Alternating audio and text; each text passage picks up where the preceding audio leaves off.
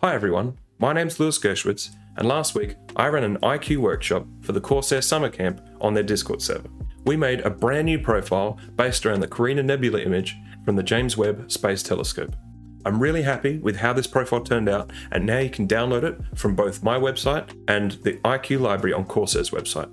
You can find links to either of those in the video description. If you learned something during this workshop or find it useful, please leave a comment below and subscribe to the channel. I'd love to do more content like this in the future. Thanks, and enjoy the video. Okay, well, hello everyone, thank you for joining us. So this is an iCUE workshop, and we are here joined with Lewis. He is absolutely fantastic. I think almost every profile we have on the Corsair website, or even every single one of them, was made by Lewis. And Lewis also has his own website that has a bunch more, I think it was. Welcome, Lewis. Thank you. We can jump into the workshop now. If you guys have any questions, feel free to kind of like ask them in the chat, and once as Lewis is going along, I'll probably like ask them out loud via voice, and then he'll answer them. But yeah, alrighty. All right. Thanks, Lido. Hi everyone. My name's Lewis Gerschwitz, and I am the iCUE content manager here at Corsair. Some of you might be familiar with my personal work on my YouTube channel or my website. It's back where I first started posting profiles back in 2014, back when the first K70 RGB was released. So currently, I create all the profiles used for the iCUE gaming integrations, as well as the ones that are posted on the iCUE library on our website.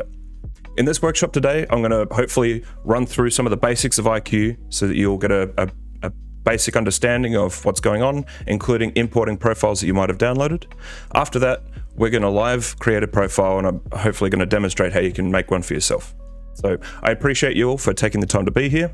I really hope that you find this workshop informative or useful. And if you have any questions throughout, please don't hesitate to ask them in the workshop questions chat. All right, with all of that out of the way, let's jump into iCUE, shall we?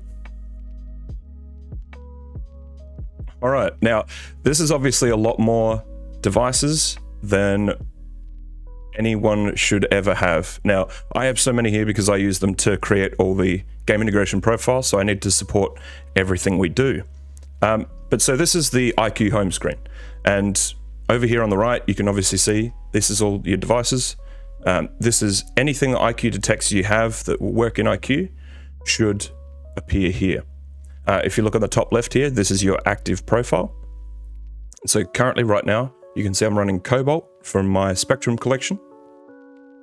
We'll go into that way more in depth. For now, let's keep going through the home screen.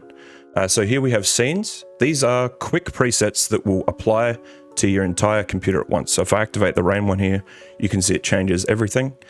One thing to note is that in order to actually make a lighting profile and do any other effects, you do have to turn scenes off. It will override everything you have. So if I turn that off again, under here you have sensors. So this is where you can monitor hardware temps, clock speed, that kind of thing. And there's a larger version of this up in the dashboard, but that's not for me to go through today. All right, so let's go to Cobalt here. And if I drop this down, you can see this is my list of currently imported profiles. Spectrum is here, and I'm running the Cobalt profile. Now, one thing that I get asked a lot is how do I make a profile the default? Now, in iCUE 4, it's very simple, way more simple than it used to be. It used to be that you had to drag it all the way to the top of the list, but in this, you can just right click and then set as default. And now you can see that little home symbol next to it. So if we go to an actual device, currently in front of me, I have the RGB K95 Platinum. So you can see if I hover over this, it'll bring up this menu and I can go to lighting effects there. Now, this is the same for almost every device. You have the lighting layer list on the left-hand side here. And if I click on one of these, you'll see it opens up a wide range of options. So the lighting type, this effect that I've currently got selected is a wave.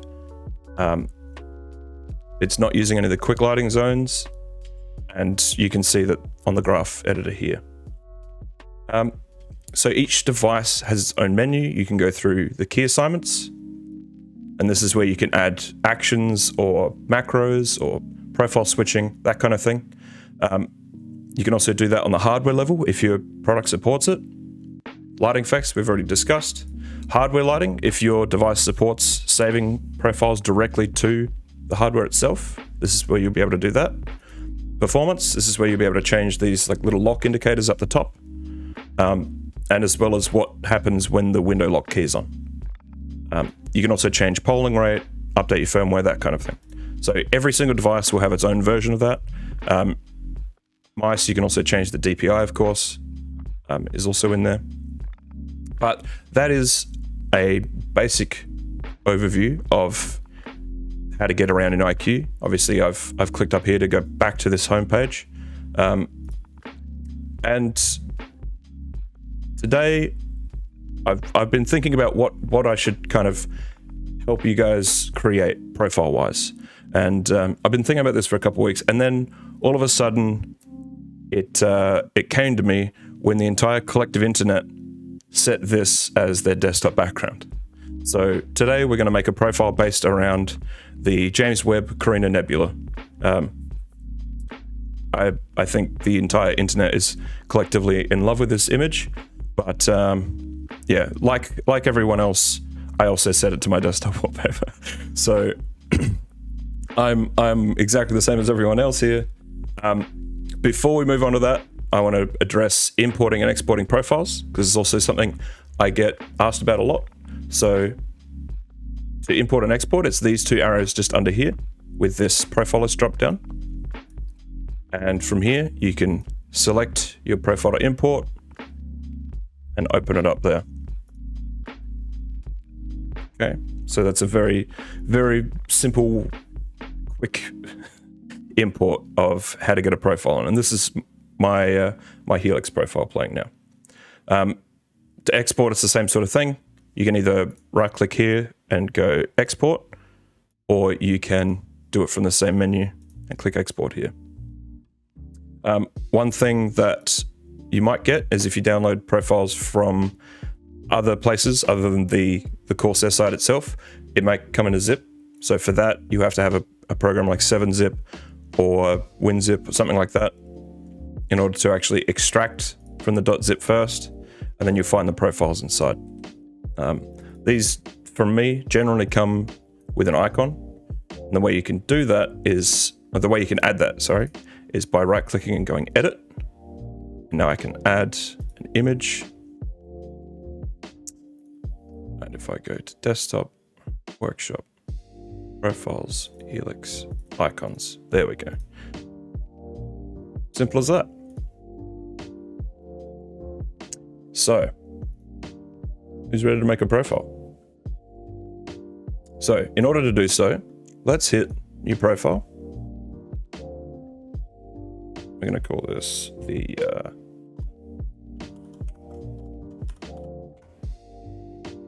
Carina Nebula. Now, by default, there is an image as the profile icon. What I tend to do is I tend to set it as a color, at least first. Let's see, something around there, I think.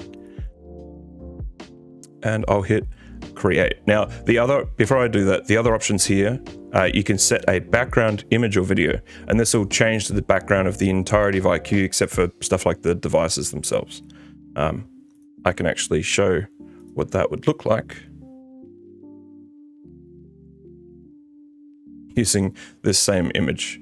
So if I hit create now, this is what a desktop, a background image would look like on this. It might be a little bit much for today, so I'm gonna get rid of that. But at least then you know. Okay. So when I am making a profile, I tend to look at things in a bit of the abstract. So I'm looking at the color blend here, and obviously there's a lot of blue and a lot of orange that we have to represent, or that we want to represent, right? There's these bright stars that are various colors. There's a lot of a yellow and a lot of like blues and purples of those stars themselves. I think this is a red star in the middle, technically. And then there's all this kind of swirling detail. And we're obviously not going to be able to capture all of it on this keyboard. This is essentially a 21 by 6 pixel screen, and that's a good way to kind of think about it. But in terms of how everything will be represented, that's kind of what we're going to aim for, okay? So let's start off by just setting a background static layer. Now, we're going to do this, and we're going to set it to maybe like a darker blue, because I'm going to focus on that kind of top section first, I think. So you've got your color wheel, where you go and pick your gradient, less saturation towards the center, and obviously your brightness at the bottom. So for this, I'm going to go not a fully saturated blue, but maybe like 70-80% of the way there. Excuse me. And yeah, we'll start at about that. We'll play with it from there.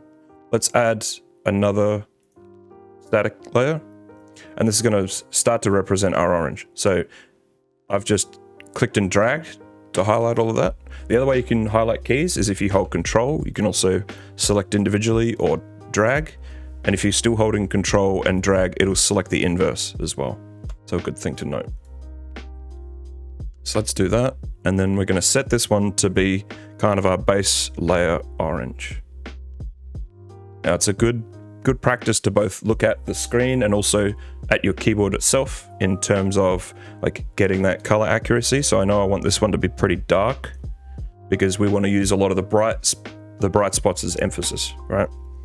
So let's start with that, and then let's kind of start to stack it in terms of a gradient, because if we go back to our image, and we'll go back to it a lot, you can see that kind of it's a darker orange down here, and it kind of proceeds into like a light yellowish, and then it kind of does the reverse. So it's a very light blue along this edge. I mean, par for the top left corner here, but then it's a kind of same sort of blue the whole way up almost. So we'll kind of do the inverse of it. So it'll be a bright to dark, and then from the middle up, it'll be bright to dark.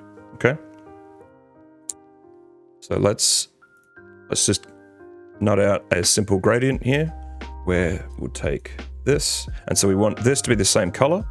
So I could go into here, and I'm actually going to copy the hex value of that color, just so we have an easier starting point, right? We know exactly what color the other one is. So we can take this a little bit brighter, perhaps bring it a little bit more in towards the yellow, keep some of that saturation. Let's do it again. Instead of recreating this layer, what I can do instead is I can right click and go copy. That'll just create a identical copy of that layer with the same same assignment.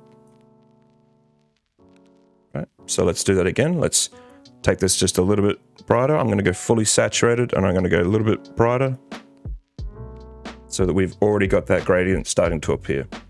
Right. So let's do the inverse on the blue side now, where, yep, we'll work off of this. Copy.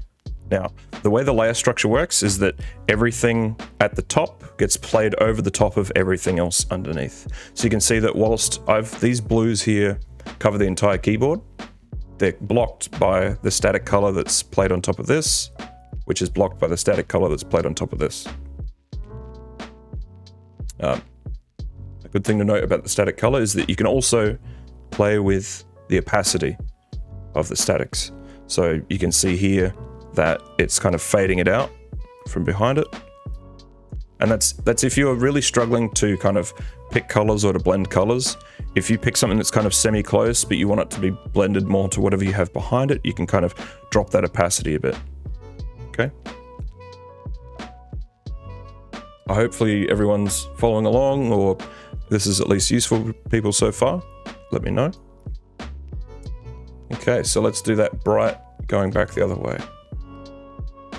So this is going to be our brightest blue. So let's start at the opposite end of this time. We're not going to take this fully saturated, I don't think, because on this image, it's not really. I use as a profile a a program as well called ShareX, which means if I Control Alt print screen here, I can color pick. So that's a good little thing to note from people as well. So now that I've color picked that, I can actually dump that value straight in here and see what that is. I was pretty close. I was pretty damn close. All right. Now, for a lot of the time when you do color pick that, especially if you're trying to get a really bright profile, you will have to bump up the brightness. You will have to increase the saturation, right? These LEDs are not like a monitor or like a screen. So, like I said, color picking was done with a program called ShareX, and that's a workflow option there.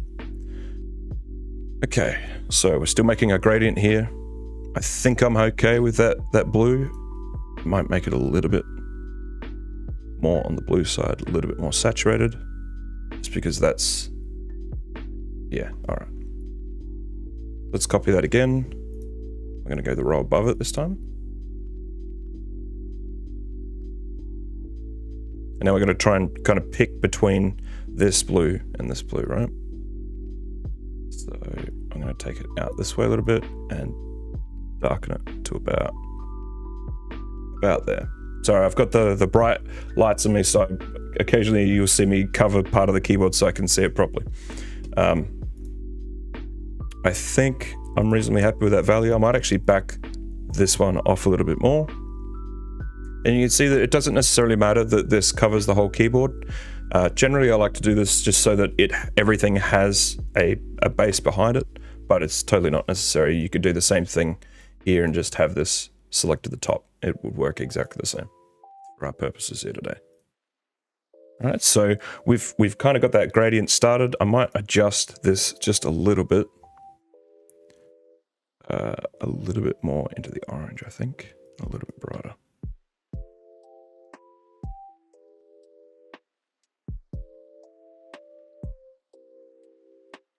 Awesome.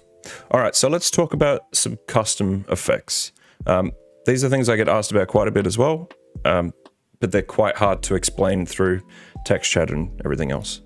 So this is the custom effects down here, and this is what I tend to use the most of when I'm designing my profiles. So especially between the gradient and the wave. It's going to be easiest to explain things based on the wave and then work back to the simpler stuff from there. Okay, so wave is probably one of the more complicated effects that iCUE has. I'm going to actually turn everything off here while I demonstrate this, just so it's much easier to see. So if I go to our wave here and I create a node, you'll see it creates two at either end. Now that designates a wave here that should be playing once every second. Oh, I turned wave off. Okay, so this wave is playing once every second. Lighting time means that it loops every 1 second. That's how often it loops. It doesn't matter how far across the wave gets, you can see it just gets cut off. If I was to extend this, it gets further, right? So now it's looping every 2 seconds. So the velocity here is how fast it goes. So maybe I can get it to the end of the keyboard if I double the speed. Perfect. All right. The tail is how long this entire graph represents, right? So if I set this to 40, but then I'd move this to maybe 10% of what it was, so 0.2 of a second, you can see it's exactly the same. So what you can do with that is take something that's a 40 tail long, you could maybe have it gradient out. So you can see it kind of create a new effect here that I can just click on to show you guys stuff. The reason why I'm doing this is because if I click off to unhighlight everything, then the effect will stop, obviously. So by creating this new lighting effect that isn't anything, but I've kind of deselected all the keys, it means you guys will be able to see things clear. Okay. Okay, so we've got like the basics of what a wave is. Let's add another step, right? So here's the degrees. And the way degrees works is 0 is how it is currently. So left to right. It's a counterclockwise radius, right? So it's 0, 45, 90 degrees, right? And then obviously you've got 180 is going back this way, and then 270 is straight down. So if I wanted this wave to go down in this box, I would type 270. And then all of a sudden, it's a wave that goes straight down the keyboard. If you enable two sides, it'll take whatever direction you've got it going in and split it from the middle and go out. Okay? So let's go two sides here. I'm going to really shorten this tail. And now you can see that it splits apart and goes out, right? Now this is how the ripple effect works in actuality. And I'll switch to that one quickly. As you can see, it wipes the slate clean. You can't switch between custom effects and have the effect stay. Okay, so let's do the same just to kind of demonstrate ripple quickly. So I'm going to do the same 40, I'm going to do 2 seconds, and I'm going to do 20 velocity. Just so now you can see the difference, right? Of ripple takes the center point of everything you have selected. So if I select only this part of the keyboard, it'll take from the center of that. If I take from the entire keyboard again, you can see it switches the center to the exact center of all those keys. So you'll notice that there's no degrees here, and that's because it's obviously a wave in all directions if you think about it that way. Similarly, if we go back to wave and we do the same thing, there's an interesting, if you're struggling to kind of comprehend what's going on here, a good way to think about it is, actually we don't even need that, we can just go back to 4 seconds. A good way to think about it, if I go at an angle like 45, it does the same thing. If I select just a group of keys, right, it'll play this effect only around those group of keys. It won't pretend like it's going across the whole thing. So if I create some keys out here and some keys out here, it'll only start the effect here. And if I turn these off again, it'll only start the effect here. And so it's based on the angle and where the keys are, okay? So you can think about it as just a giant rectangle that travels across the keyboard with that effect. So how does this help us? Well, let's put this to use as part of our background, right? So let's turn all these back on. And we're going to do something on the orange side first. Like I said, there's that great degree of separation, but we want a little bit of blend there, right? There's some cliffs involved. There's some shape to this. Like this isn't just a straight line across. There's a lot of movement here, right? And we could represent that using our static layers, right? So we could take this if we wanted, and we could create some peaks and valleys here, which works, right? And honestly, we might even leave if it looks good enough here. This is the first time I'm making a profile based around this. So it's all experimentation. It's all just trying to work things out and create something that you like. That's the main important thing. If people are struggling to work things out and struggling to learn how things work, what I highly recommend everyone doing is downloading a profile from me or any other creator, it doesn't really matter, and just starting to go through it. So to kind of demonstrate this, I'll go back to the spectrum here, and I'll go to Cobalt. And if you don't want to ruin the original, or like you have something imported you really like, what you can do is right click it and go copy profile, right? So now I've got this copy of Cobalt here. Doesn't matter what I do to it, it won't change the original. So let's go to our copy of Cobalt, and I like this profile. I want to add something else to it. Maybe I'll just go and add this like a static line, right? I'll put a border around everything. As you can see, I'm holding control while I select all these multiple key groups, right? So I've created this kind of white border to this profile really quickly using just one layer. Like if you can see this profile actually has it as an optional extra. I've added this on some of my profiles over the years, so you can just quickly come in and turn these on, right? But so you can just come in, design whatever you want. White's maybe a little boring for you, so let's crack it out with like a bright orange or yellow, somewhere in the middle, right? And then let's say you like all the effects around the outside, but you just want your keys to be readable at all times. So instantly you've got something that you can make your own. And that's what I really love about doing this, what I really love about bringing to people. And that's why I'm here, why I'm trying to help everyone. Okay, so let's go back to Carina Nebula, shall we? Now you can see that I kind of like this little dip that we've got going on here. I might hang on to that.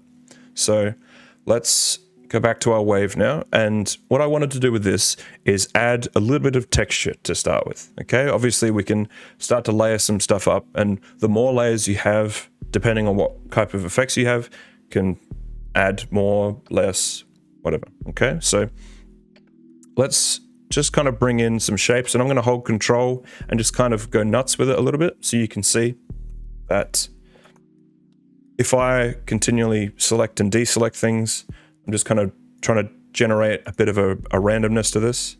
I don't want to get too far into the blue here, but I do want to get some of it. So then I can go back and kind of select individual keys just to kind of create a bit of like a mesh pattern almost. So a good way to see where I've got everything is if I just turn this to a 40. You can see that for those 2 seconds, it highlights everything I've got. So there's a little bit of a block here. I want to kind of clear some of this out so it's not so solid all the time. Because whilst we're trying to create texture, if you have a wave that just goes across all the keys, you'll get a very uniform look, right? So you want to kind of mismatch things and keep things out of order and a little bit random, and the kind of, you're trying to trick your brain out of that immediate pattern recognition, right? That's what you're trying to do. So what we can do here is add another node using this plus. So this is to add, this is to remove, and it'll remove whichever one you have selected. And you can see that just by adding a little bit of gradient front and back, let's turn this down, 40 is maybe too much for that, that you started to add in a little bit of flare to it, right? Now, that's a little bit too much for what we want, because there's no great white wave traveling across this image, right? So we can go in here and we can kind of change this, and we'll play around with the values a little bit, and there's a lot of trial and error. I won't go dark for that, I'll go light. This one I'll go darker. Let's slow it down a bit. Extend this time. And there's a way you can kind of work out your timing. If you copy whatever you're working on, say you're happy with these colors. And what I tend to do is I'll change my wave and I'll set my start point to a neon green. And I will remove this and then add like a bright opposite color at the end, right? And now I can see exactly where it started. I can track it across. Actually, orange is a bad choice for this profile. Let's go with a bright pink. So we can kind of track exactly where the start and end of that wave is, right? Where you can see, okay, yes, it's starting, it's going across, it stopped. Now when's the loop point? Now, okay, so we've kind of got that timing right. What that would look like if you didn't have the timing right, if I cut this down in half, you'll see that it's going across and, oh, it stopped here, right? So we either don't have enough time, lighting time, or our effect isn't fast enough. Good, James. I will try and make this profile available. It'll take a lot of cleanup because I'll obviously have to add this to all these devices, right? In order for people to download it. That's kind of the crux of my position at this point. But let's go back to the K95 Platinum, and I'll get to how you can quickly copy lighting to your other devices as well. We'll go through that. I'm not sure how much time we have. Lito, have we got like another?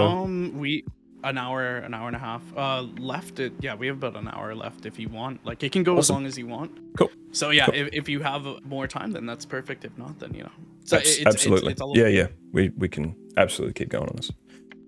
Awesome. And like I said at the start, any questions throughout, please feel free to ask them. Okay. Anyway, where were we? This is how I tend to check my timing on things. Purely because waves can be quite finicky, and if you have a lot, say like currently we only have the one, but if you saw my Cobalt profile, for instance, you can see there's quite a lot here, right? There's quite a lot of layers. If I go to Rainbow Fire, another one of my more popular profiles, you can see that there's a lot going on in this profile, including some effects that we'll get to, like rain. So back to our nebula. Let's now turn this off or delete it. We don't need this effect anymore. We know that the 6-second wave works. Okay, and you can start to see as it goes across, there's a little bit of highlight there. It's not quite bright enough, so what we can do is we'll drag this to the front, take this a little bit brighter, and then to offset it from the yellowish orange that's already there, I'm kind of going to take it into that yellow a little bit more and maybe back out the saturation. And so what you're essentially doing is you're adding white, and you can see it's already started to become more visible in that, right? Another thing you can do to kind of make your effects pop a little bit more is if you go into something darker first. So if I take this right down, let's go to saturated, more orange, darker, right? And I'll make this one similar, just at least to demonstrate this to start with. We'll see how it looks afterwards. But you can see that there's this definite like dip in the lighting that starts and really offsets that brightness. So we'll make that a little bit more prominent so you can see it a bit easier on the camera. I'm not sure what the webcam quality is going to be like, but you can definitely see that wave now, right? I saw it on the tiny little preview window I've got. So if you're struggling to see your effects, then you can add that little darkness dip, and it works especially well if you do it with a black. So setting things to 100% black or 000 on the RGB will, of course, turn your LEDs off, right? So what we're doing with this is we're turning them off in front of that wave. So we'll be playing with that idea a little bit more because there are some like darker spots in this, but we won't go fully into the black because it tends to look a bit noisy if you do it in the wrong way. But so we'll remove 2 of those maybe, and we'll go to here, bring this back into an orange that we like, back into maybe a paler orange. Really quickly, so Sure. Rex asked, what's your favorite keyboard for lighting, like to kind of like test stuff on? So when I test stuff, I'll do it with the K100 normally. Now that's not this keyboard, obviously. It's in a drawer underneath my desk. My office is a nightmare, as you can imagine, with all of this plugged into the one computer. Now, the reason why I picked the K100, and I see all the K100 fans in the chat going nuts, is because out of all the bigger keyboards, it has the most to assign. So you can see when I've come to this, it's not actually got everything assigned, right? And that's part of what I do as my job is I expand profiles to cover everything. So if I go back to Cobalt, for instance, you can see that this is obviously working on all the lights down the sides. It's working on the wheel at the top, all the other macro keys, right?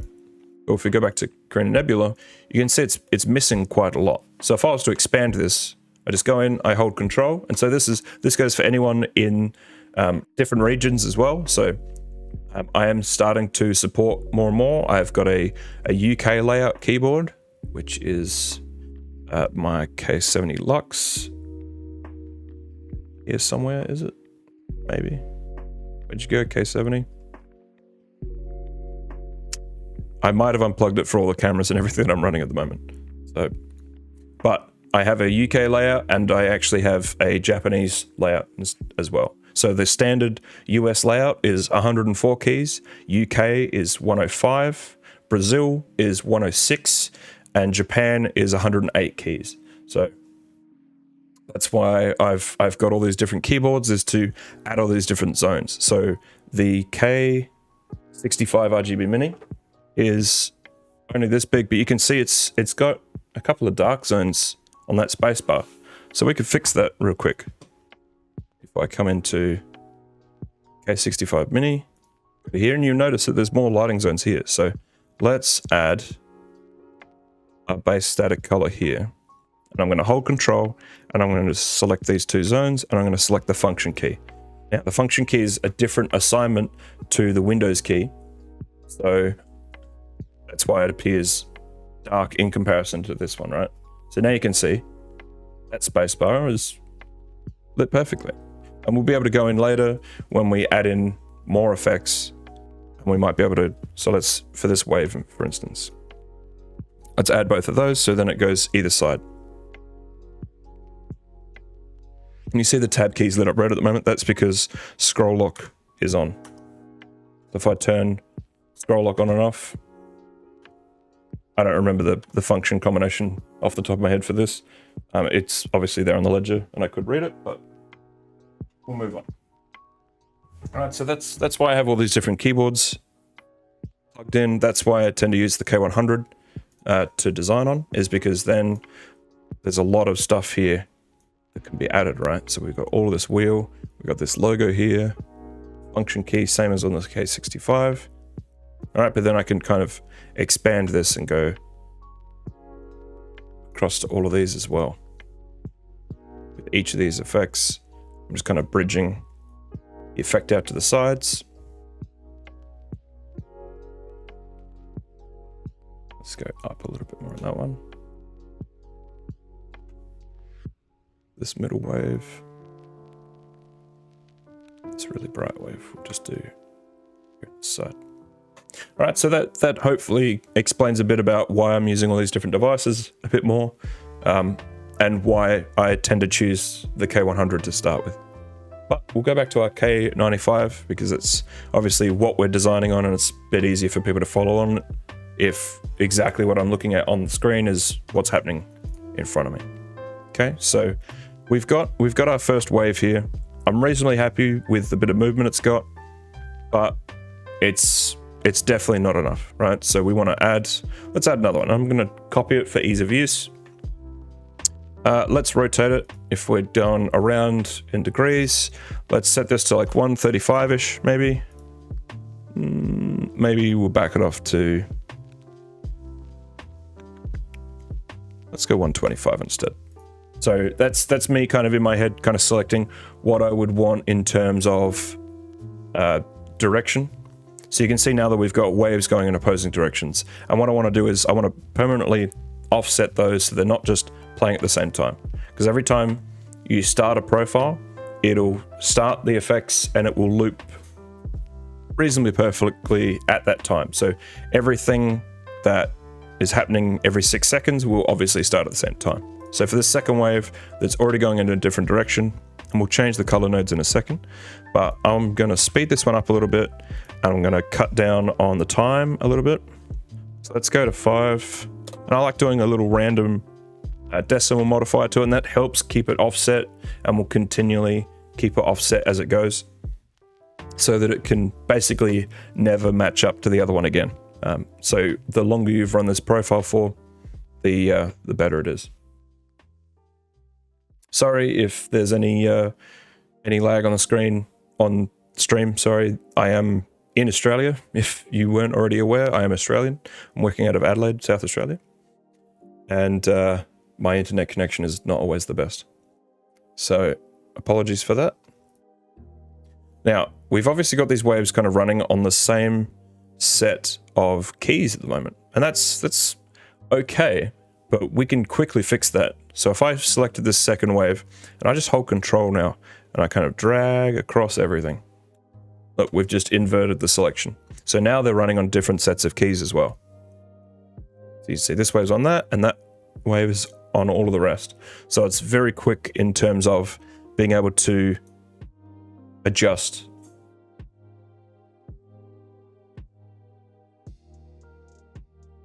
All right, so now that we've got a wave on the yellow and orange here, and it's looking all right. It could be better. It could be better, but we'll get there. We'll get there. So let's kind of do the same for the blue side now, and kind of get some of the more effects going that way. I'm going to drag this underneath that. This is just to be able to show you guys without all the highlight around it. So let's create another wave. This one going to be on the blue side, so we want something maybe in a little bit under the cyan there. And if it's a subtle effect, I like starting out at 0. If I haven't explained anything properly, please ask a question about it, and I'll do my best to explain more. This is all my day-to-day, so it's tough for me sometimes to kind of go, oh wait, people wouldn't know about this thing, right? So anything that you feel like about that, there's no stupid questions. So we want to kind of do the same thing up the top that we did at the bottom. So I'm just going to do a little bit of random selection. I've accidentally... Really quickly, Ajax asked, how do you get the alternate keys? I don't know if that makes sense. Ajax, you might have to... Yeah, Ajax, can you clarify that for us? That'd be great. Like I said, I'd love to answer your questions. I need to understand them first.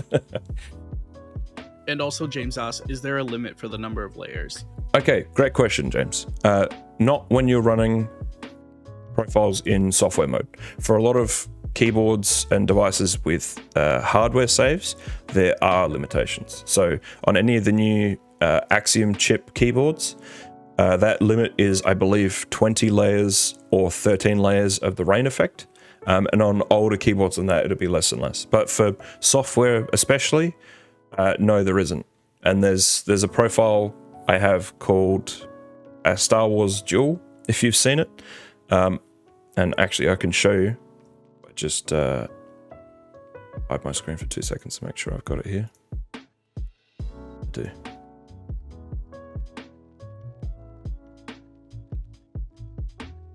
So if I go to Star Wars Duel here, you can see that this is made of a lot of layers. This profile is probably one of the ones I've worked the longest on out of any other. It is a 60 frame 2 second loop, and it's made entirely out of solids for every key. So you can see that this key in particular turns blue twice. This key has a lot going on. Let's just say this was about a month's worth of work.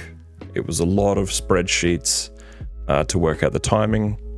I actually was doing a lot of this directly into the code of a profile just to kind of get all the timing right. It was a painful process, but I'm reasonably happy with the outcome. It looks really awesome. Yeah, thank you. Ajax expanded on what they said. Mm-hmm. Basically said, like, on the second wave, how do you get it so that it's alternate? Oh, okay, sorry. To go back a bit, right? So if I hide what we've done with that one, let's go back to just only having the one wave. In fact, to better illustrate this, let's turn everything else off. We'll take this, we'll make it a new wave. All right? And so we will highlight half our keys here. Okay, so we've got half our keys. It's a 1 second wave. Let's do it something fast, something that's gonna, maybe not that fast. Okay, so we've got this wave going across to really help us show this, right? And let's take this a step further because I like looking at cool things. All right.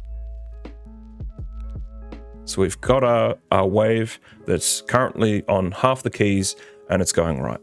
If I take this and I copy this, okay, so now we've got the same wave on the same timing. To reset that timing, I'm going to change profiles and change back. So now they're both technically playing at the exact same time. What I can do is I can hold Control. I can select and highlight everything here, and that'll inverse the selection.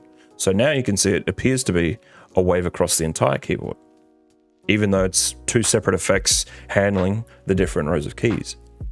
So if I turn this to 180 degrees, now they're going in opposite directions.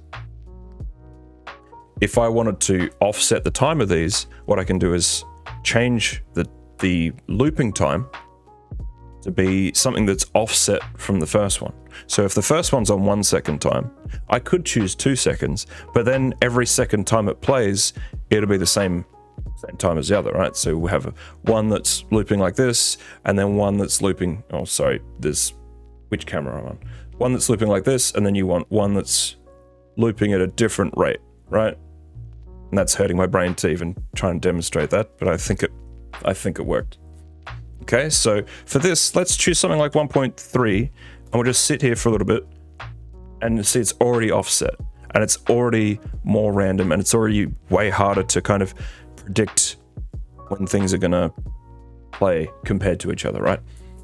So if you do this across several different effects at once, well, then you've got a lot of this happening at once, and it's way harder to actually analyze the pattern that's happening, because as human beings, we are amazing at pattern recognition. So anything you can do in a program to kind of throw that off is going to help you out. All right, so I hope that's helped understanding that a bit more. If you missed the key selection, it's to hold control, and then you can inverse your selection by clicking and dragging. The other thing you can, of course, do is change the degrees and the timing. So now if we take this down to 30, so now it's even more. If we change the tail, which is how long the effect is, remember, this is the entirety of the tail. So if we change this to, it's slower, so we want it to be maybe less. So let's go to like 7. And this first one, we can make something a bit longer. Everything in iCUE is trial and error. And it's a very logical game, but it's one that you can continually test stuff in and try stuff out with no risk at all. The only thing you're risking is a bit of time. Yes, so it's actually Beano 90 is north and 270 is south. So if I change, just to demonstrate that. So 0, 45, 90, 135, 180, 270.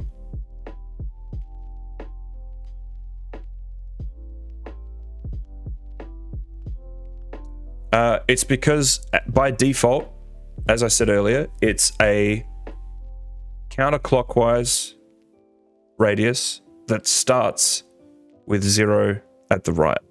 So I actually have, if I hide screen for a second.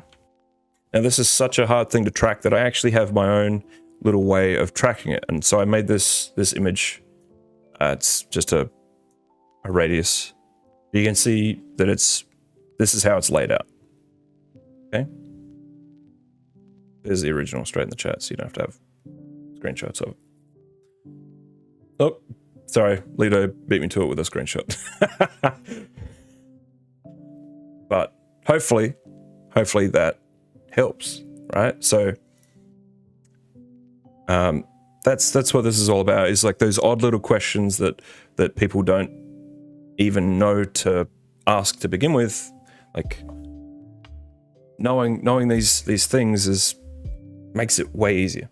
Just immediately you're like, oh, that's how things work, and then you can go about experimenting more and learning more. All of my career has been based on this experimentation, right? So it's just trial and error. So let's go back to what we were doing here. So we've got the start of our nebula. We're working on our blue wave here. If I haven't explained the verticality of this yet, which I don't think I have, but if in case anyone's unclear of that, the verticality is the opacity of things. So if I take this, let's do a new wave, do static white.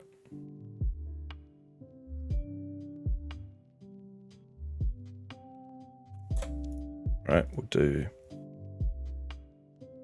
10 seconds, very slow wave so we can see this. This will creep across the keyboard slowly, but so this is opacity. If I drop this down to half, you can now see through that, right? So it's about adding differences to the opacity of the lights that are coming in, so you can change how they interact with everything underneath it. And that's why the layers are important. Is if it didn't matter what was on top, or if you couldn't have opacity, layers wouldn't matter quite as much. You would just assign things to where you wanted them, and then that would be that. But the opacity is what really pushes iCUE to be as good as it is, right? Is the fact that we can add a wave here that kind of cruises up like this. And you can see it even here. Let's speed this back up a bit. Right. So we start at, let's start at 0. And then we'll go to 100% opacity. And we'll kind of end at 0 as well. And you can see that wave has like this shape to it, right? And that's what we're doing with this. Is it starts off, well, it doesn't really start off. It starts off at 0 opacity, immediately spikes to 100, and then slowly tails out.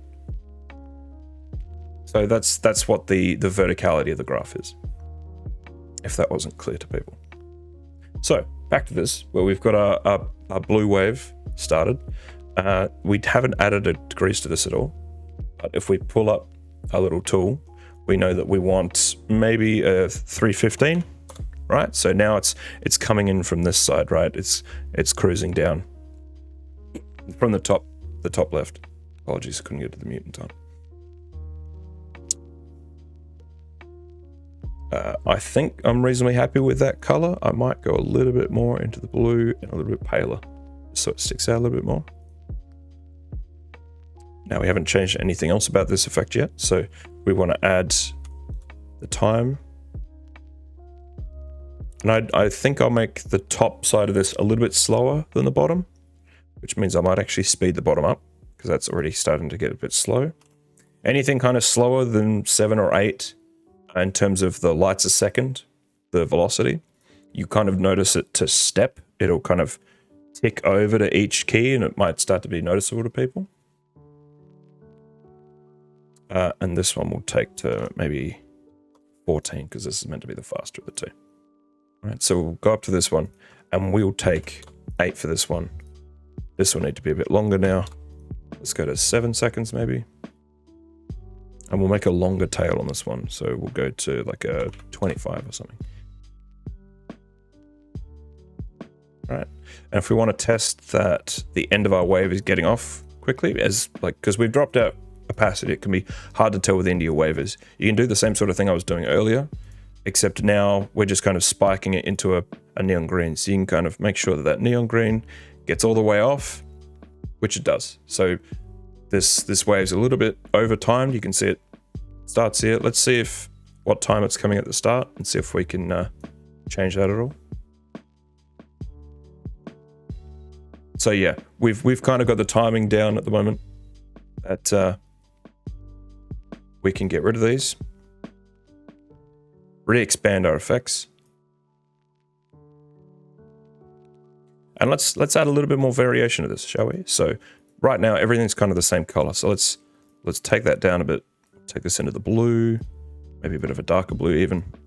And this is where you can start to really play with them, have some fun in terms of getting creative, right? So let's go a little bit into the purples even. A little bit lighter here.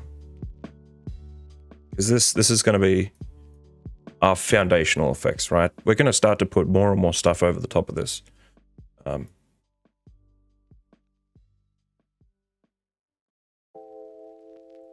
Okay, on that kind of blue there. Now you can see there's kind of 2 waves that come through it, right? So you've got that original peak here that then kind of dips down into this darker blue. And I might even make this purple a little bit more prominent, just so we kind of get some of those differences through, right? So you've got those 2 waves. What we can do here actually is expand this tail out a little bit. So let's go 35 on that. Take this to 8, just so we've got that tiny bit more separation between those 2 waves. If I now copy this effect, let's do the same thing we were doing for the orange wave, and we'll hold control and we'll invert this selection. Get rid of some of the orange here that caught up in it. Keep a little bit of it though. It's good to have a little bit of that like blend for an effect like this, where it's not really, it is a hard line in terms of in the image, but what we want to emulate, right, is that this is a cohesive effect. We don't just want to have two separate effects that are separated by a hard static line, right? But we want to just have this nice blend that's very easy on the eyes, very like easy to look at, and you want to have this playing when you're at work, when you're playing a game or whatever.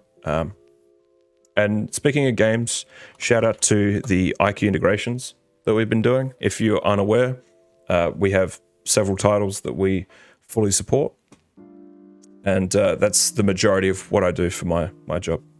Is Lewis, that actually brings us to a good question that someone asked. Sure. If a user wants to create their own game profile, is there an easy way for them to do it? Like someone said, like, you know, when you're getting shot from something, is this something a user can do themselves, or is there like an API that they can interact with, that kind of thing? Unfortunately not. So all of our game integrations are a partnership between Corsair and the game developer themselves, and so it requires both of those parties involved. It's not just me making the profiles and then the games work on themselves by themselves. So yeah, unfortunately not. What you can do is what I've been doing for years, and that's just you make a standard profile that is themed around that game. So this is what I did as a bit of a meme for Squid Game when that came out, and you can see the kind of symbols that were on their faces. And then what you can do is you can go to edit, and you can assign it directly to an exe or a game that launches, right? So that's you can't quite get to the same level of an integration of like, oh, I've been shot, all my things turn red. But what you can do is a little bit simpler, where you can have it every time you boot that app, iCUE will launch that profile. Okay. All right. So we were midway through. We'd already switched this to using the second set of keys at the top. Now let's edit this effect to be a little bit different, right? So we're going to go with like a 6.7, just so it's offsetting that time even more. Let's play around with the lights here a little bit.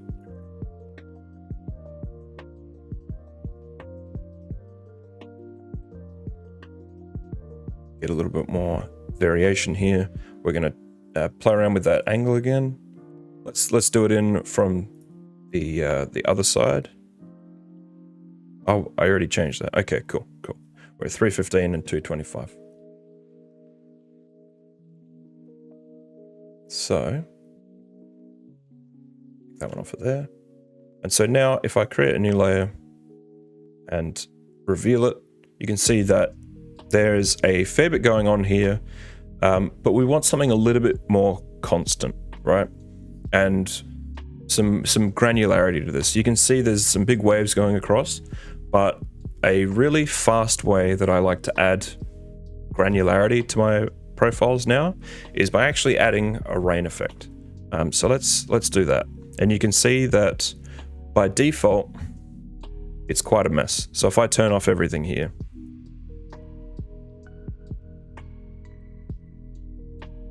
you can see that rain makes quite a mess of itself. But we can do some pretty cool stuff with it. You have limited controls in terms of speed, but let's use it in a bit of an odd way to add some more detail. So I'm going to go through, turn all these effects back on, so we're looking at what we're doing. And let's not use random colors, let's use assigned colors. So let's assign this to the bottom, and I'm actually going to take that middle row out. As you've noticed, rain is an effect that travels top to bottom. It kind of randomizes its directions. But so if we're taking that middle row out, we'll add it back later with a second rain effect. So let's get some color in there. While I've got these, you can see that if I've got, oops, I accidentally unselected those. All right, so you can see while I've got it on this screen, you can see what it's doing. It's occasionally adding in little flecks of detail everywhere, right? So that's what we're trying to do, except we're trying to blend it, right? So if I choose some colors that are going to work in this setting, like this bright yellow and this orange, right? So now we've got these little highlights that start to play everywhere. What I'll do is I'll copy, I might actually make one of these darker, so we get a little bit more variation to it, yeah? So I've made a copy of this and I'm going to just put it through that middle layer there instead. Now we're going to reverse this as well. So we get kind of the reverse effect. So let's do the same on the blue side now. Rain effect.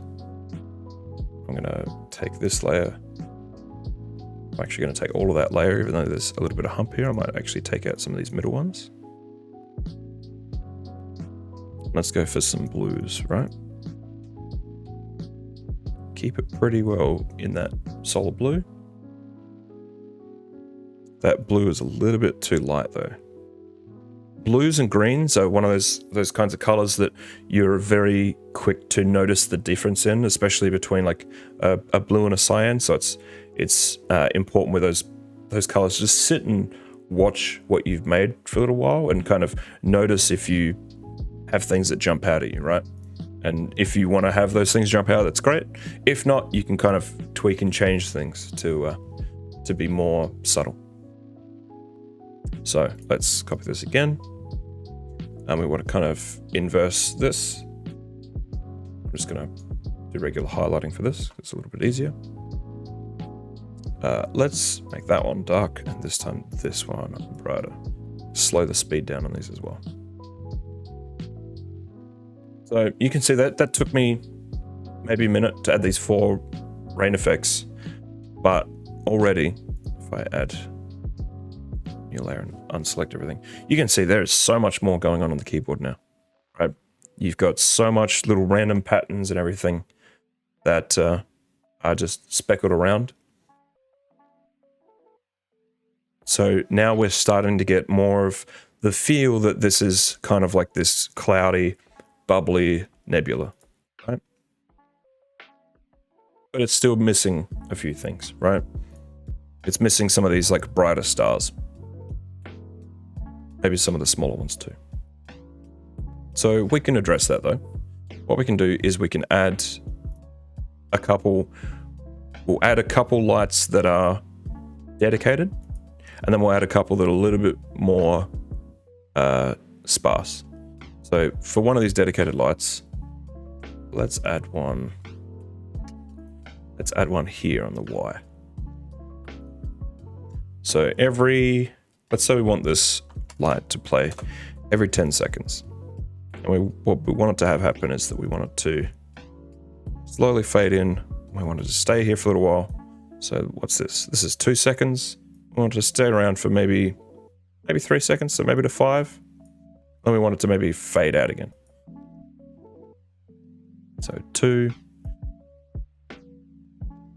We don't want it to just immediately come back though, so we'll leave a little bit of space here, a bit of negative space on this gradient. So now you can see that with this at the top, this kind of slowly lights up and then slowly fades out again, right? And we can kind of move this around. I'll get stick bugged or whatever. Okay, so we're slowly ramping into it, holding at maximum opacity, and then slowly ramping out of it. Okay, and you can actually adjust this as well if you want to add more nodes into this, so it's more of like a rounded fall off. It'll be reasonably sharp, and you might notice it depending on the light that you're using. If it'll come up, and then you'll notice it kind of tick in, and then it's all a personal taste, right? And it's the kind of thing that you may only notice if you're looking for it. So we've got one, but one isn't really enough. So let's add another star.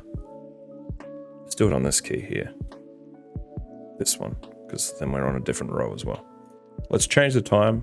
Let's go every 9.4 seconds. And we'll move this one to the end. So even at the start of it, it's offset, right?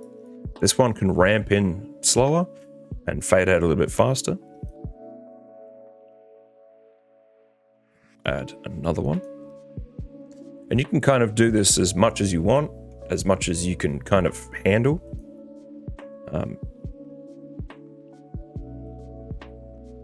This one can be a shorter one. You'll notice that if I'm not clicking a node directly, I'm grabbing the 2 that are either side of it. So that means you can move things around a bit easier. So I can Do that. That's just a short one. There, and that can be on, let's say, an 11.5. No, that's one. All right. Let's add another one. Now, the more and more we add here, the more you kind of have to keep track of, and the more you have to kind of do with it all. But like I said, we want a few of these main stars, and then we can add in some others later. All right, so we've got one here, one here, one here. Let's add one down on like Z. This can be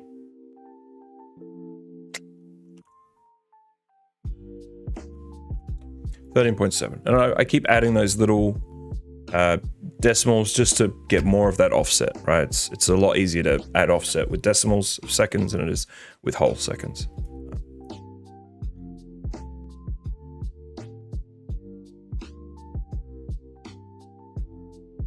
Okay, so we've got 4 kind of main stars here, and let's try and accentuate those a little bit more. So if I take this first gradient and let's call this, if you double click on like this text portion, I can rename this star 1. I can then copy this, and this will be copy of star 1. We can go star 1. Let's just do effects, something like that. All right, so from this, what we can do is we can kind of make a streak out from this star. Maybe not that far. Right, and we don't want this to be anywhere near as bright, but we do want it to happen at the same time. So if I've just restarted that profile to line the timings up, and so we've got that bright star there, and on these keys here, at the very least, you'll see it fade into be this kind of pale white. What we can also do is, because these stars have this kind of colored glow around them, right? We can actually add that colored glow into this. So we can go quite bright with these because they're quite desaturated.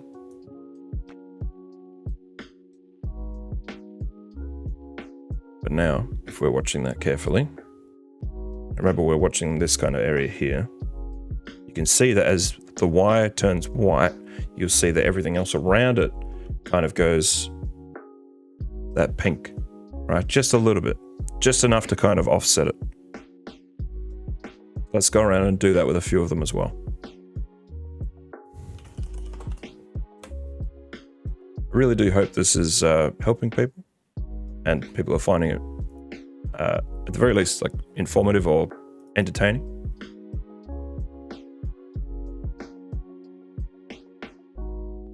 Hope you're learning a lot. A lot of people are saying it's like painting with Bob Ross. Oh, that warms my cold little heart. Thank you very much.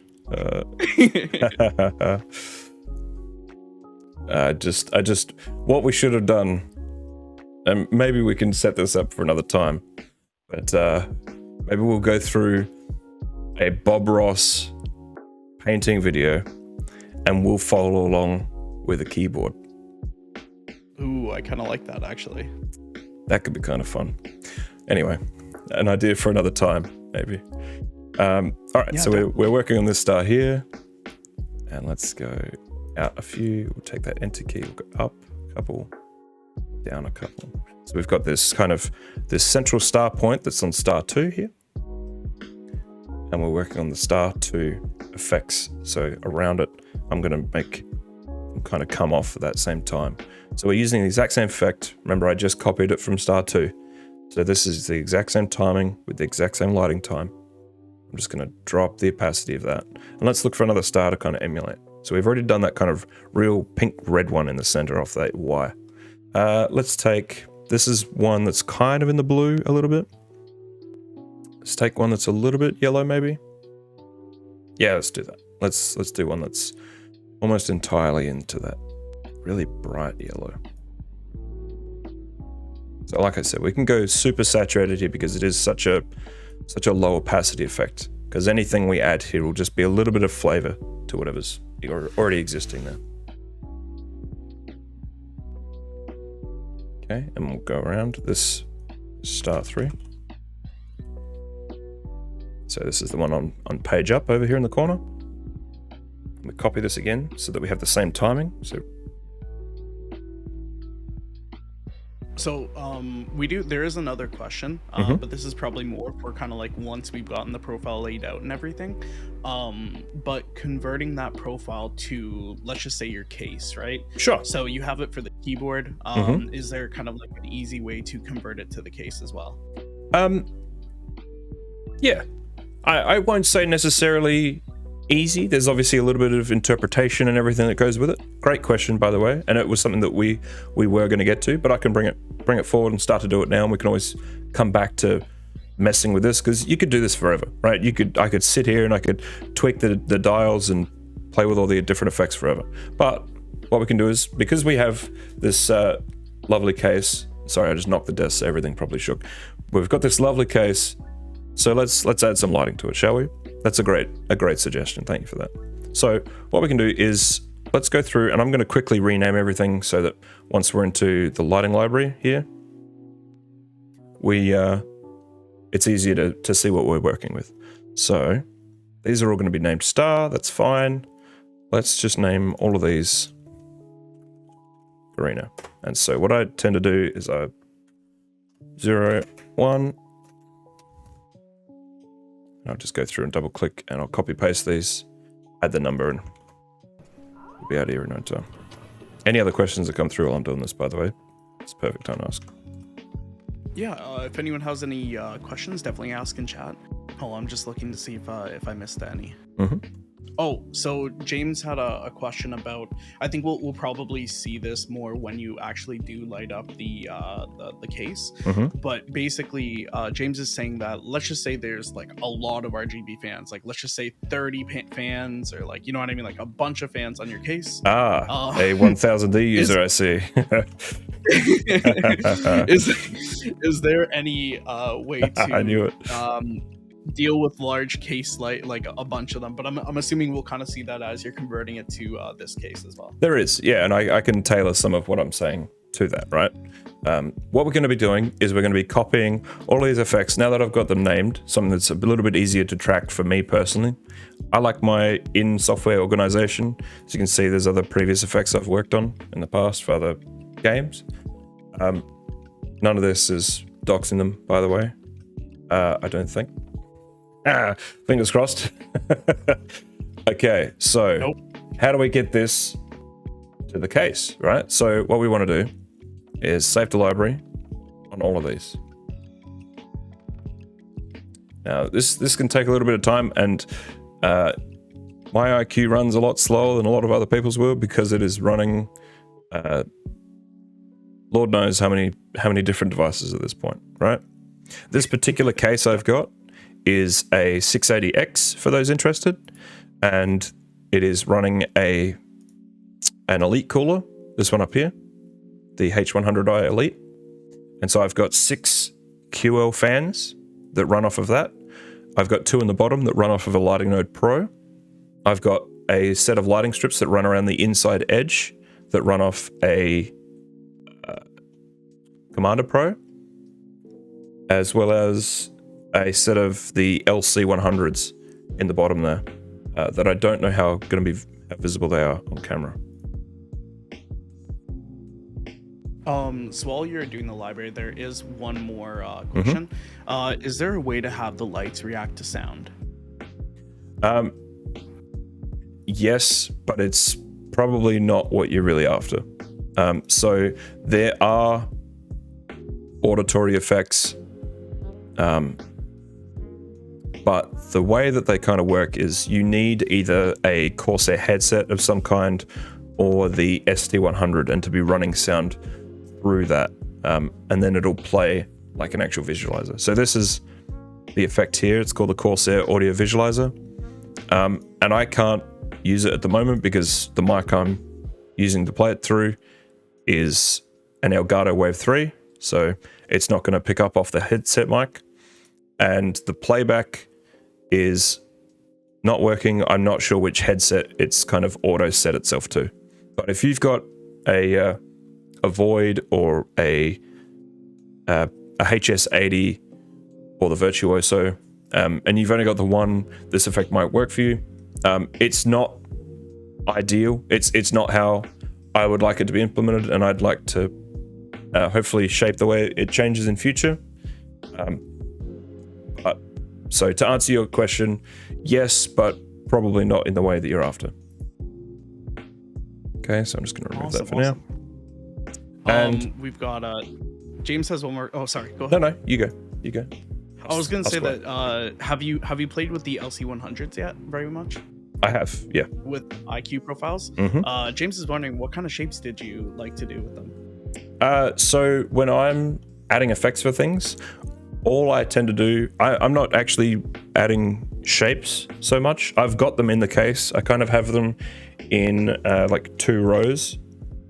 So there's kind of like a top row of triangles and then a bottom row of triangles that are kind of match up together. And you might be able to see them in the bottom corner of the case if I light them up with another profile. Let's have a look. So you can see. Oh, I see them right in the back, yeah. Let's open that door up. You might be able to see them even better. So they're all the way in that bottom corner down there. And I might even be able to go more cameras here. So you see it a bit better. So yes, I do have some LC100 running in. There's a bunch of other stuff in here, and I think there's about 5 or 6 different controllers inside this case, even if they're not running any lights themselves. It's just how much stuff I actually need to use.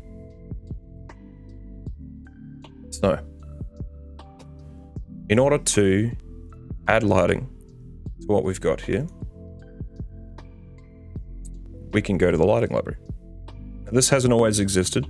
This is kind of a new thing in iCUE 4, that we were able to branch the library across a range of devices. It used to be that you'd have a library for the keyboards and then a library for all the internal hardware or all the fans and strips and that kind of thing.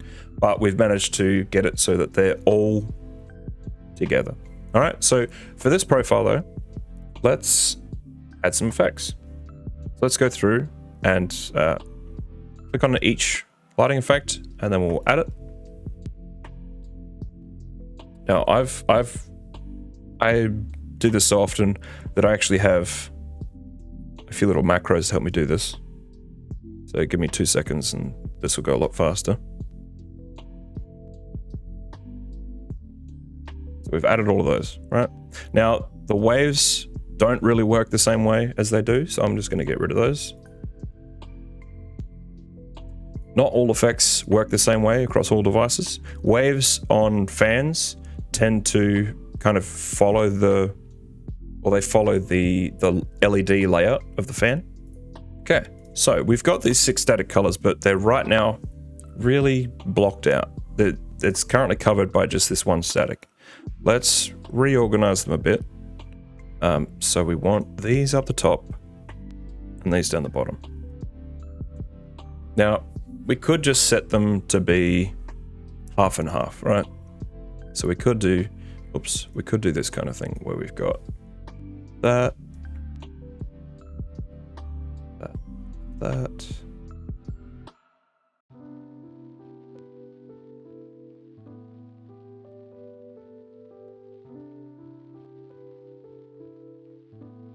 So that's one method. So you've got like a per fan, and if I turn off all these rains so we can actually see what's going on here.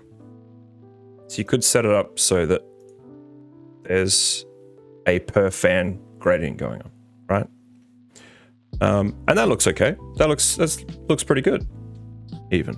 And you can do that on both sides. So on QL fans, they're a little bit different to all other fans in that they're called quad loop because they have the front outside loop, then they have the inside loop, and then they have the back outside loop, and then the back inside loop. So you can see that represented here. So this is the front loop, front outside, front inside, back outside, back inside. So we can also apply the same thing to the back as well. We wanted. I'm just going to hold control, drag all the way across there. That LED included.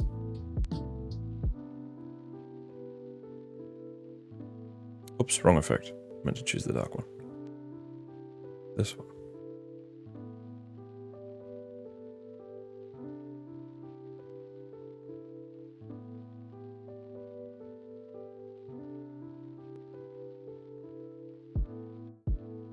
This one as well, and we've kind of on the back side we've got more of the orange showing, and on the front side we might show it to be more of the blue. So these two center lights here that haven't been selected yet. So on the front side of the fans it's like more of the blue, and then on the back side will be more of the orange. It'll kind of be off-centered that way, right? And that looks all right. I quite like the look of that, but I think we can also do a little bit better with the kind of gradient that we're working with here, right? And so something that I like to do is to stretch the gradient across all the fans. And so how do we do that? Well, with the fan orientated like it is, right, we've got bottom to top, bottom to top, bottom to top.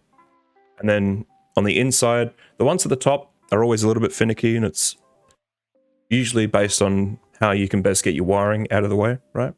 But for these front three, at the very least, we can do something a little bit special with those, right? So I'm going to deselect everything so we go back to just having flat black fans. If iCUE will play nice. It goes quite slow when I'm doing a lot of things quickly, and I'm trying to not have it crash on us today, because that's not what we want.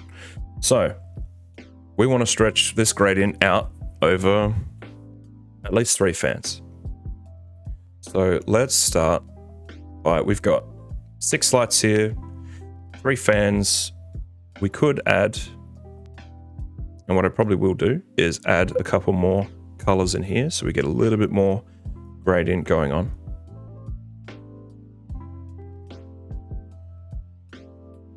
Right, so we've got something that's a little bit more varied, and we can play with this once they're kind of laid out.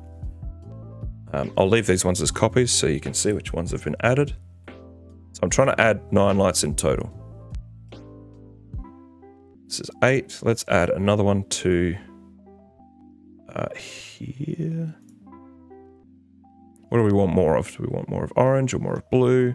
Let's go with more orange than blue. As I think in the image, yeah, there is a bit more orange than there is blue. So we'll back that off just a touch, darken it just a little bit. And what we're trying to do is, seeing these icons here, we're trying to get this into it like a nice smooth kind of gradient. I'm going to reorder this so I don't accidentally screw things up. All right, so now we've got the kind of order that we want things to go in. All right, so really quickly. Yep. So we do have a question from, is it Bisley or Bisley? I'm not 100% sure. Sorry if I mispronounced it. But they asked, what does type lighting effects do on iCUE? So when they try to use it, the machine, it turns off all the lights. Interesting. Okay. To answer this, we'll jump back to the keyboard because you obviously can't do type lighting on the fans. So hold that thought. Okay.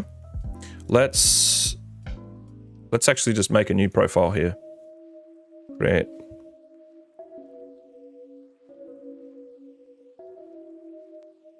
As they come up. Right? So we'll set this background to like a darker blue. And there's a couple different ways you can do type lighting. The type lighting effect here is just for the keyboard. So you can see that if I have ripple selected, every time I hit a key, it'll play out from that key. If I choose key, it'll just light up the key you select. You can select your own colors here, so it'll alternate.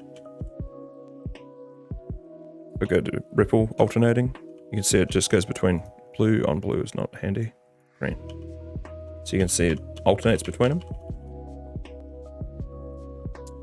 Or you can use the lighting link version. and this goes across the entirety of the computer, right? So this is only ripple. You can't do it with more than 2 colors through the type lighting effect itself, but we'll get into a more advanced way of doing it in just a second. So if I go back to the same alternating colors here, you can see that those waves that came across were actually from my mouse, right? So this is going to travel all the way across everything, right? And you've got a little bit of speed you can play with. All right, so it will all go through everything here. And if I go to all cams, so you can see a little bit easier. So a very nice effect. That's the lighting link version of type lighting. Okay. If you want to do something a little bit more custom than that, you can't have it play on everything, but for just the keyboard, you can use the effects we were playing with earlier, like ripple and wave. And you can, so let's just add a white gradient. We'll do 10 seconds because timing doesn't matter as much when you're dealing with this kind of thing. So we want to change how it starts. We want to change it on key pressed and play from pressed key.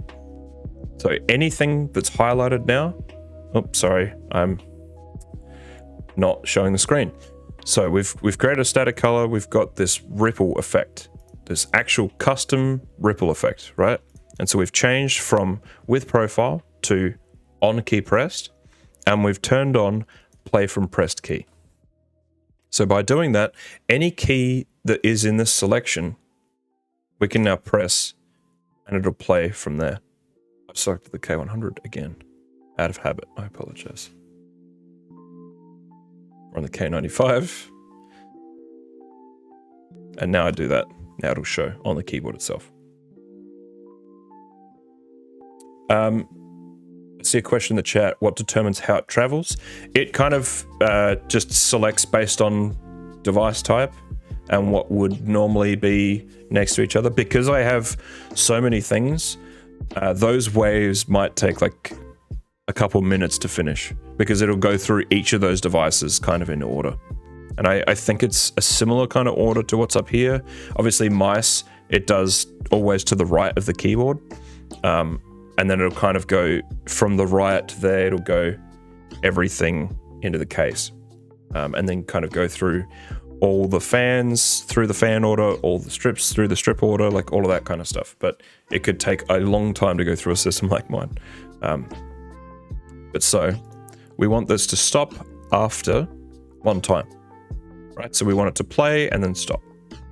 So every time now that I hit a key, and the beauty with this system is you can make this do a bunch of different things. So if I just quickly add a bunch of nodes here, right? So we've got a couple of nodes and I'll spread them out a bit more. So right now this won't look anything terribly special. I'm going to change this to a gray for this purpose. Right, so we've got a dull kind of dark gray here. 1, 2, 3, 4, 5, 6, one more.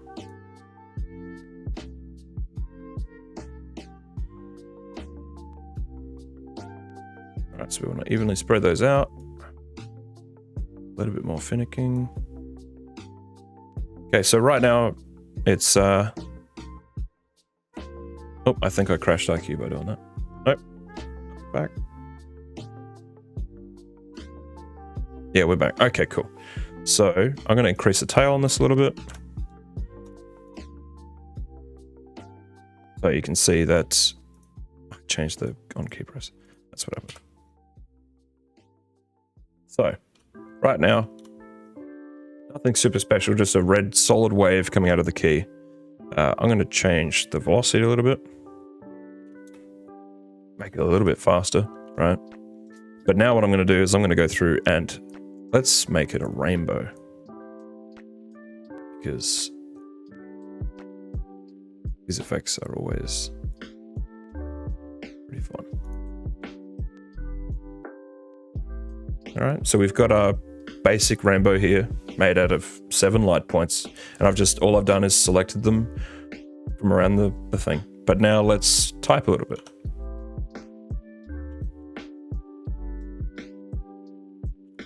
So you can see that immediately we've changed, and it's way, way more advanced than what we were able to do with the actual type lighting effect itself.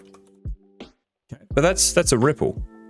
We can do the exact same thing with a wave. So if I quickly make another rainbow, because that's apparently what we're gonna have to do here. 1, 2, 3, 4, 5, 6. I've done one too many now. That's all right, we'll spread these out again. Okay, and this is something that you absolutely cannot do with the type lighting effect, right? Make a rainbow here quickly so I can demonstrate this. You can see how nonchalantly I'm just dragging things around. I know roughly where the wheel needs to be in order to make this rainbow, but so right now we've got this rainbow wave, and this, like, you could use this as a regular effect as well. If I make this longer, if I make this wider, make it a little bit faster, right? You've got a regular, oh no, not that long. Right, you've got a regular rainbow wave that goes across. Okay, and these effects are great. But let's say we start it on key pressed and we play from pressed key. Well, now, anywhere I press, that wave's going to generate. Right? But it's only going in the one direction. If I change it to, oops, sorry, meant to change the stop to 1 time so it doesn't keep doing that over and over. Otherwise, what happens if you don't do that? If you change it to never, every time you press a key, it's going to add a light to the cue, and then it'll never stop. Okay, so you want it to, if you're doing the type lighting, always make sure it stops after 1 time. There's another way you can do it, where you can do it on like key release, so you can, while it's pushed down, it's playing, and then when you release, it stops. It's another way you can do it, but it gets a bit messy when you've got multiple keys, because you can't do multiple key press and releases at the same time. So after 1 time, that way we've got our rainbow wave. But if I do 2 sides now waves out from the center, going in both directions, right? So let's crank this speed up a bit. Let's go to 50, make it really blindingly quick, right? We'll take this to a little bit longer. So you've got these huge waves that go across, right? Huge waves. But we haven't played with where it's assigned yet. So if we do that, if I just assign it to this bottom, well, now typing up here does nothing. If I hit that wave on that row, right? So now we can extend that by, well, now if we copy the effect and I put it on this row, and if I copy it again, I put it on this row, I hope you can start to see what we're building here.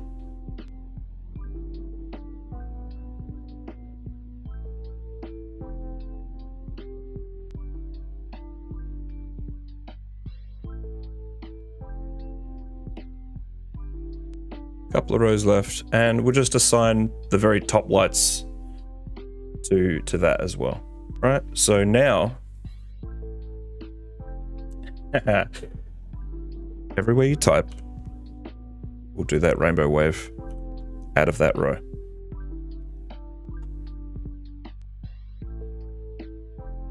So you can start to do just some really amazing effects with stuff like that. Really simple, but what a difference it makes, hey? In terms of with the actual type lighting effects and then implementing it with this. And you could even change these to be all different colors, right? So if we just wanted each row to be its own color, right, I'm going to ruin a bit what we made here. But if I get rid of this and we go, that one is red and orange. This one can be yellow and green. don't want to play around for too long with just all these different color nodes. This one can be blue and purple.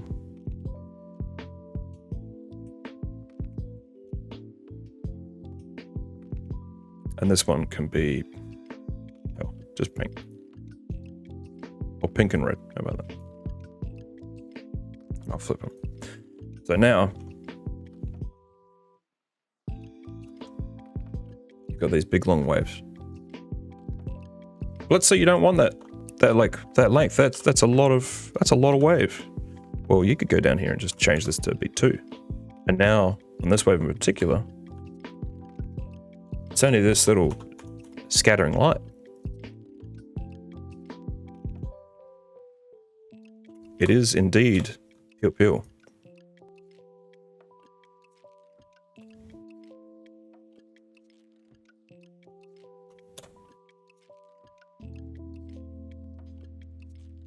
So now you've got all of these different short little effects you can have fired out instead.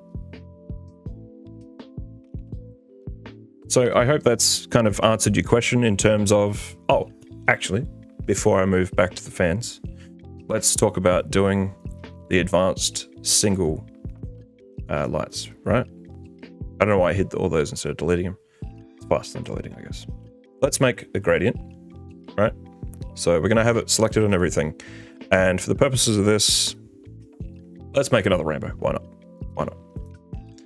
2, 3, 4, 5, 6, 7. All right, spread them out again.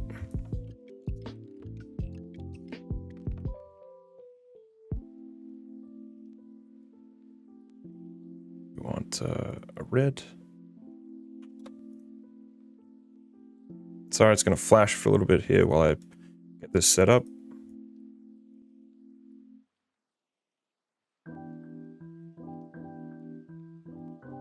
Okay, so now we've got our rainbow. Let's do this on key pressed, play on pressed key, stop after 1 time. Okay, so these 2 little things hold a lot of power. So now when I type, it's just that single key.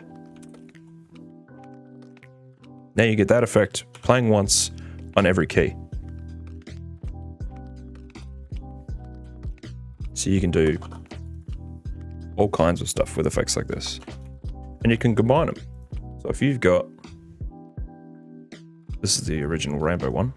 So if we duplicate that back to, oops, they didn't accidentally. So I must have hit tab or something and it's changed these to off of that, but digress. Keeps happening. Copy these back to each of these rows again.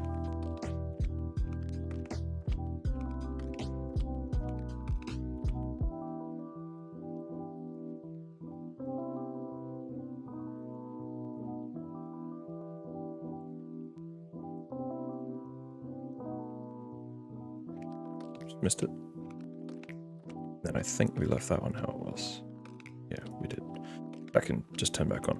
But now when we type, now that we've got these 2 effects combined, you've still got that effect there.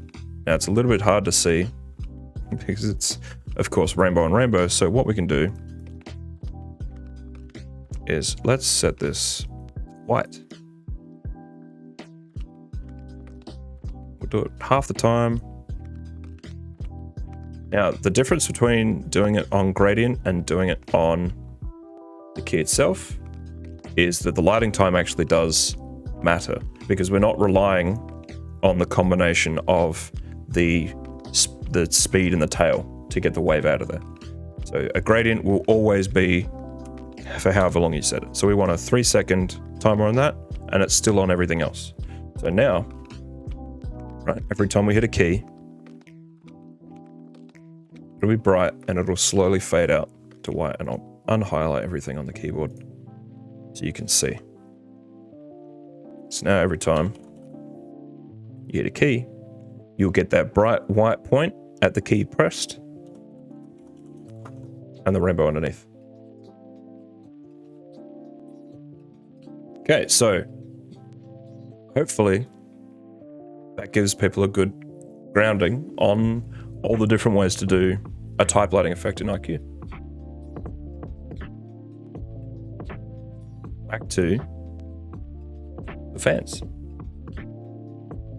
We're going back there, James. Don't worry. Don't worry. All right, so coming back to this, we've made our 9 effects. We've got like quite a gradient here.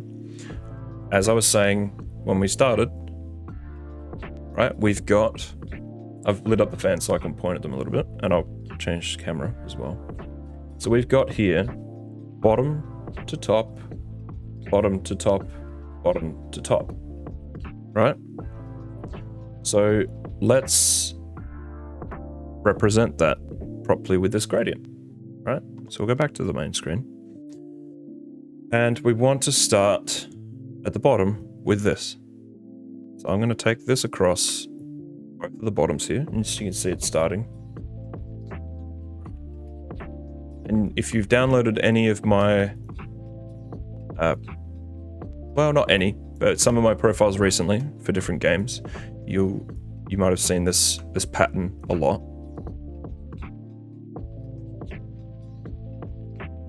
So we're going up here, and then it starts to go into the blue. So if you can see what's going on, we're doing 3 colors per fan, and we're kind of stepping up in layers. So this is layers like 1, 2, 3, and then we're going 4, 5, 6, and now we'll go 7, 8, 9. 7,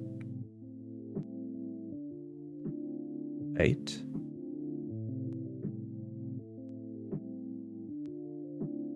9.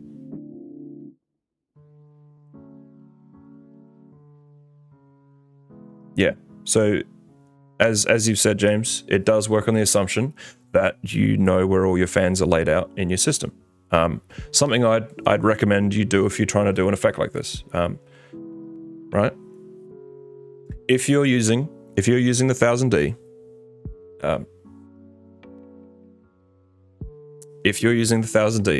and I cannot stress this enough, one of the better methods for doing it, not that I have one, not that I've tested this, but to me, in theory, one of the better methods to do it would be to set your front 2 rows of fans, right, that go up the front of your computer. If you set them both to be a single channel, so that they go fan 1, 2, 3, 4 up the front, right, then you can apply the same effects to both channels and have them appear the same way. Right, so treat them as kind of 2 separate rows. As in, so presumably you're running them off of a Commander Pro. So I go down to a Commander Pro here. Right, you've got 2 sets of channels.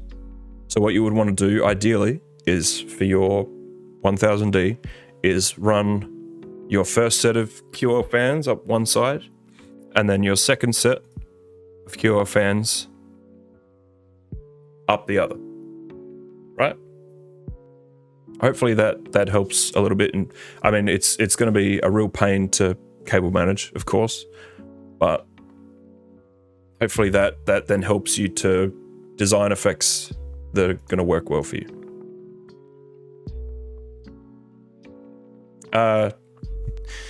It probably would have helped there, Lido, you're right. But, well. I went to Facecam to briefly explain myself about something and then forgot to get out of Facecam. You're welcome. All right, so this is what I went to.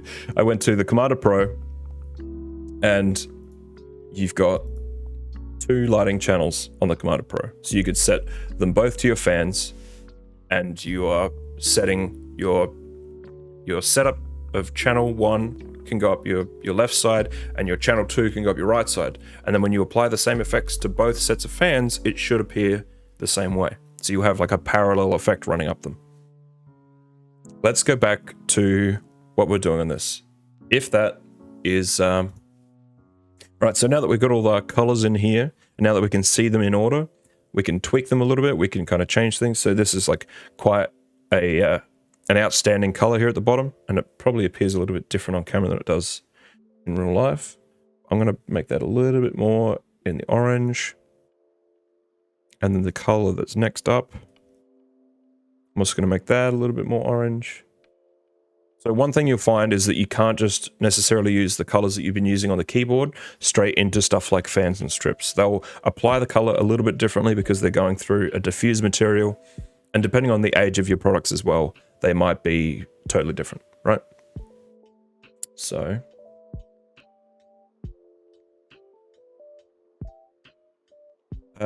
we want to then play with this one a little bit, tweak this color.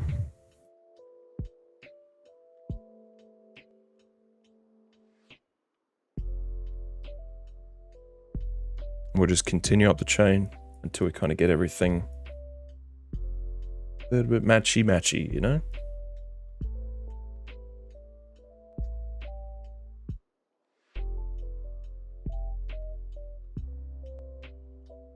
This one here, I really want this kind of hardish line to stand out, kind of like it is on there. So let's go a little bit brighter. Not that bright though, that's a little too far.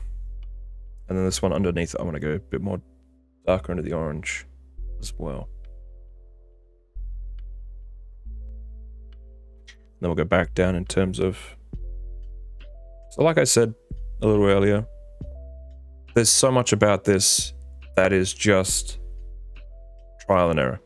It's just about getting things that look right to you. That's all that really matters, is if it looks right, or if it looks interesting, or if it looks fun. Shouldn't ever be any like judgment on what you're enjoying or like what you want to light your system up with or anything like that, right? You could have it all blacked out, all white lights, look classy as hell sometimes. It doesn't matter. Ultimately, it's lights on a computer, and it's all to personal taste.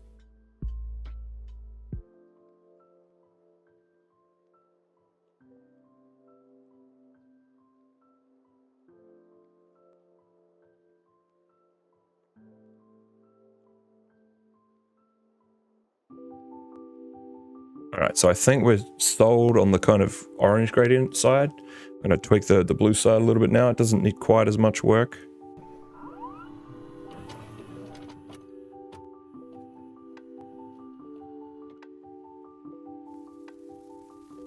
Okay, so now that we have that gradient kind of sorted on the front side, let's we kind of left the back fans blank. What we can do to kind of keep that blend going is then reverse that gradient, right? So if we've got, this is our kind of meeting point, right? We then want to go back the other way. So we want to do 9.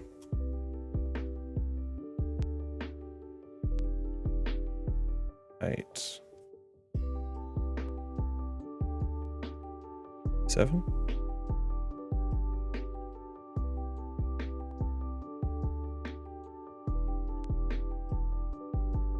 6, 5.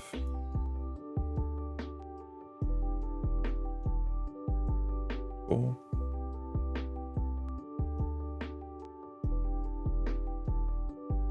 And 3, 2, 1.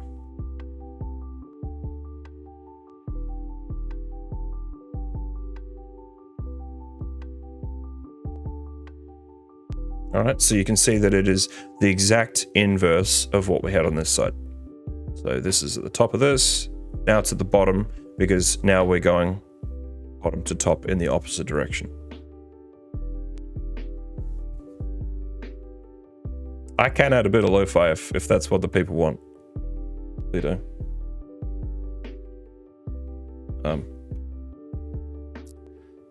But so now you can see that kind of gradient flows through the entirety of the computer. Deathwish just was wondering, is the Star Wars keyboard lighting profile on your website? It is, actually. Let me see if I can pull it up for you. Actually, I might be able to just while you're pull it doing up here on this. stream. Let's just drag this into the front and center. So this is my website, gerschwitz.com/Corsair. And down here in this gigantic mess of a list is the Star Wars. You can also see the original video I made for it. So before I worked for Corsair, I did this all as a hobby, and then eventually got noticed by Corsair and picked up and brought in. Did bits and pieces of contract work and then started.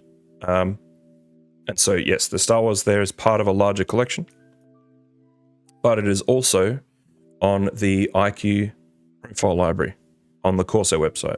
So you can see it right here.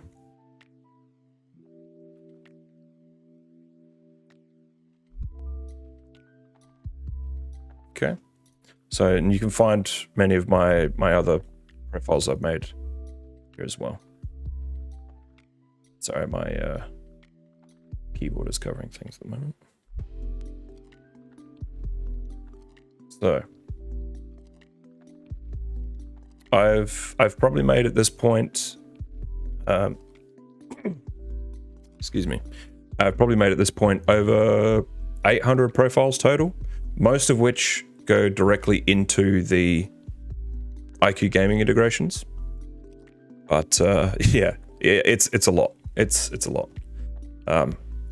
And if you're interested in using any of those game integration profiles, you can actually find them.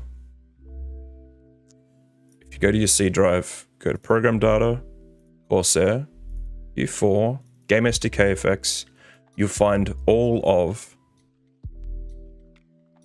834 files in that. So these are all the games we currently support. But so there is some amazing profiles in here. Not all of them are suitable to just be used in like a regular desktop environment, but there's definitely some good stuff to be found there. The common, this is where there's the majority live,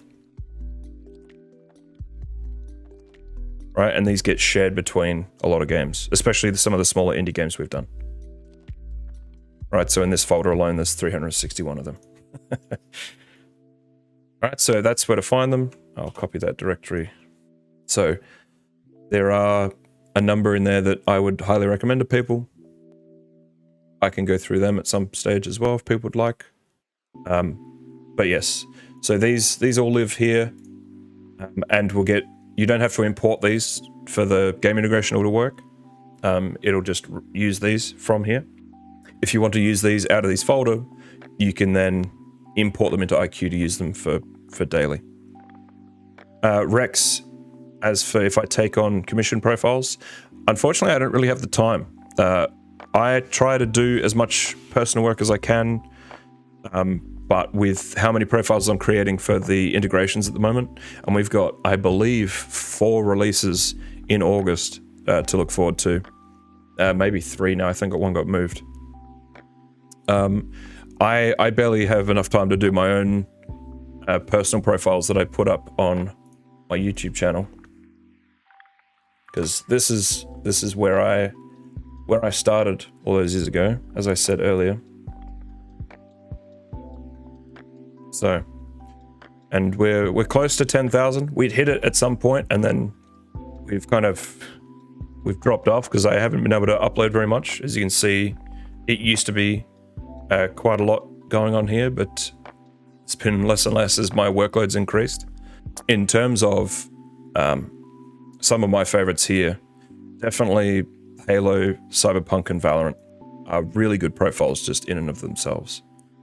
And part of why I loved doing this originally so much was due to the editing process of this, right? I loved creating these videos. I love showing these things off. Just as much as I love explaining to you all now on how to make these in the first place, right? So if you're interested, go check these out. That'd be awesome. All right. We were doing fan lighting. Hydro X lighting actually works the same way that strips do. So on your, go to the Commander Pro. On your Commander Pro, you can set it up through this, but and like select all your components and everything, but it actually uses the exact same lighting assignment that the standard RGB LED strips do. So if I assign lighting to the strips, it also has lighting for the Hydro X. Okay, now when we were last here, I was talking about effects to add to this, and talking especially about rain and color wave are two effects that are really useful to do this, right? So this is one of our blue waves. So what we want to do is apply this to everywhere that's blue, as well as a little bit of overlap, because we kind of want that blend to be seamless, right? So you can see that it starts to do a little bit of effects there, and we'll take one of the orange ones at the very least, and we'll do the same sort of thing on the orange side as well. Add it into a little bit of the blue. Not quite as much, because it's already taking over most of that.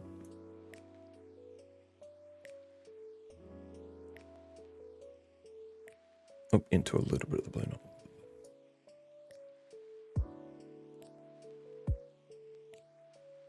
Did that in the wrong way.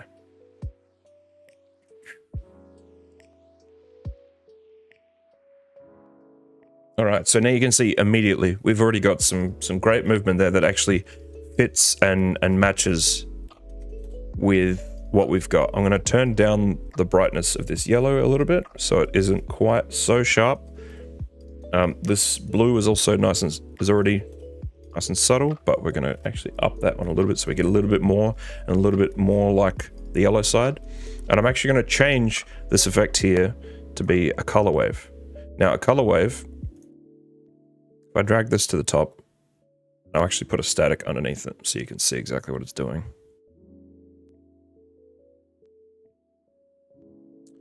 So I've set it now to static black, so the only thing is this color wave, right? And so you can see that random colors, it will continually follow around in a certain direction, and I can change that direction, make it slower, make it faster. And I really like using this effect in like a crisscross using two different ones, and I'll set the color for them as well. Right. So what I tend to do is I'll do two of these, I'll set one to the other side and to slower. And so you can see already just from those two effects and nothing else happening on the lights, you can see there's almost constant light on each of these fans. Color wave and rain work on everything. There are certain effects that are restricted to just certain devices. So certain devices there's certain effects that work only on QLs would be stuff like Infinity, or Arc is one that only works on QLs and LLs. Gate is one that I think only works on QLs from memory. I tend to not use a lot of those because I like to have everything working the same. So now that I've shown you what color waves can do, let's actually add some in to our effect here. Obviously, we don't want them to be bright red and bright blue. So let's kind of set out a blue one here that we want to have. Maybe a little bit of purple even. Darker purple. And we want to do the same as what we did earlier. I'm going to set it over the top of the rain. So it kind of also takes out some of the noise from that a little bit at times. And we want this on everywhere we've got that kind of blue playing. All right, so all of those, I want it to here as well. Okay, and I'm going to double that up. I'm going to slow it down, change the direction, change the colors a little bit as well. I'll actually make this one brighter and this one darker.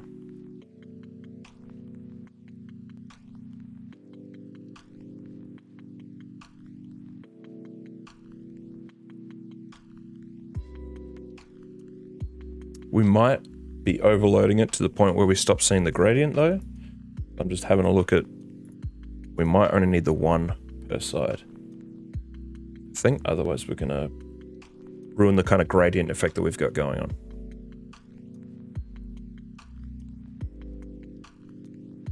So we're going to make a copy of this, but this is going to be for the orange side.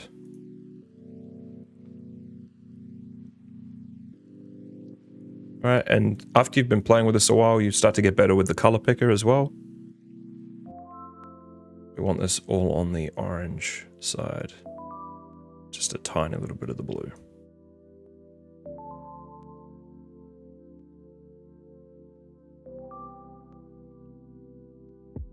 All right, I'm gonna go to the all camps mode so you can see that a little bit larger. And now we've kind of got something pretty cool there. Happy little LEDs is amazing, Lito. And I hope you haven't talked recently because I haven't been able to hear you, so hopefully it didn't screw up again. No. Okay, cool. I've been cool. saying Kaylin, I shared that with the team, and Kaylin was like, "Happy little LEDs." Perfect. I was like, I have to share this too. Yep. Okay, so we've got it on the fans now, and this kind of sets us up to start applying this to everything else we have. I'm trying to think of if I hide my face for a second, over here I'm trying to look at which layer I want on top or not. Sorry, I didn't realize my face has been covering some of the most important stuff this whole time, you guys. Nobody said anything in the chat about it at all. But so here we're going to be looking at actually what I'll do is OBS. Clink. There we go. Perfect. Now, well, it's weird I'm here in the middle now. But what I'm trying to work out is if I want to have this on top of the rain or not. Right, because that'll affect how everything looks. You'll see more of the jumping if I put the rain effect on top, but you'll see that smoother curve that we had earlier if it's on top. And I think for this kind of spacescape, right, because we're working towards this, and I might actually get a bit more of the reds in there, in those bottom gradients. I think that'll look even better. Let's do that. Let's do that now that I've looked at that image again. Let's take this color and we'll go a little bit more into the red.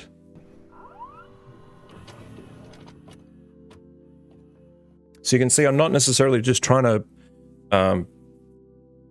take what's on the screen and like present it like perfectly, like color selected or anything like that. You know, I'm trying to do my interpretation of what this picture is, and I do this for everything I do, for environments in games, for effects that people want to have. So like when I was doing stuff like the Rainbow Fire or the Star Wars Duel, I'm kind of interpreting and making these interpretations and finding the best way I can to represent them on the keyboard. Right. So with this, with everything here, I'm going to once again go through and quickly rename these, just so that we have then the list of effects, how they are on these fans and on these devices, right? So generally when I'm doing fan effects, I'll just add effects there because I've probably already got a library full of stuff with the same name.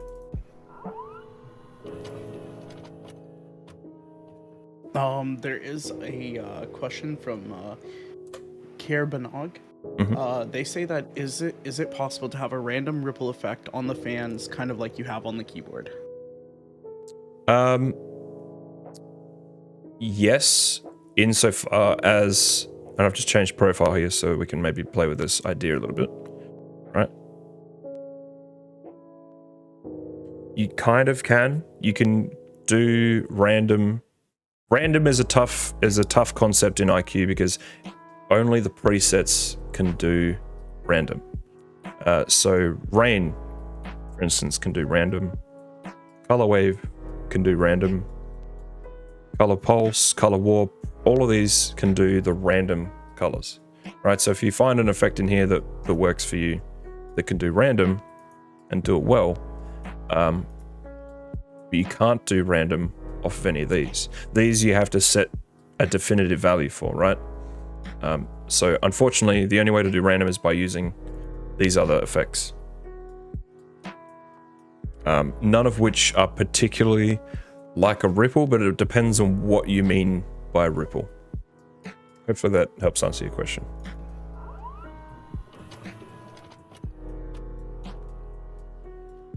So from here, what we're going to do is we're going to start spreading this effect to other things in the computer. Now, normally when I'm working on profiles to share, what I have to do is I have to go through a little lighting setup every time and change fan type, right? Because for every single controller that I have to have it working on every single type of fan. But we won't do that today because that is a long and very, very tedious process.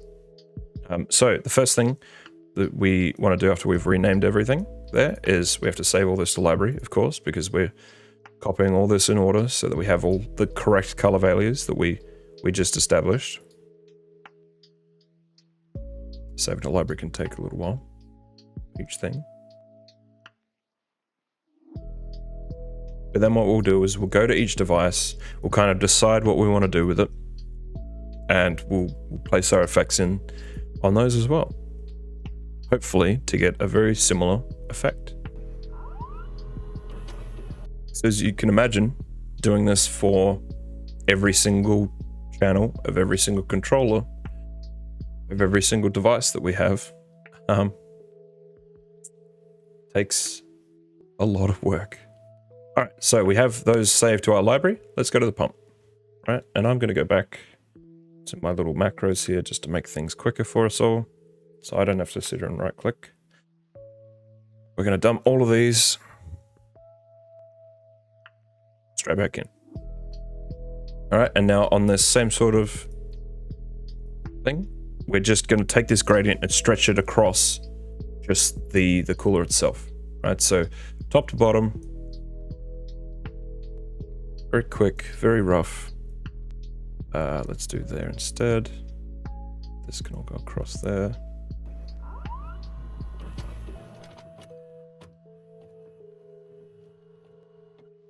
All right, this is why when I make gradients, I like using 9 because it generally fits pretty neatly onto everything I'm trying to do. And then I can also reduce colors as necessary, right? So we want to take our blue one, go to halfway, blue for that, take it to halfway. Yellow for this. For this cooler, we'll only go to that kind of halfway mark as well. And now I'm not sure how easy it is to see that. All cams.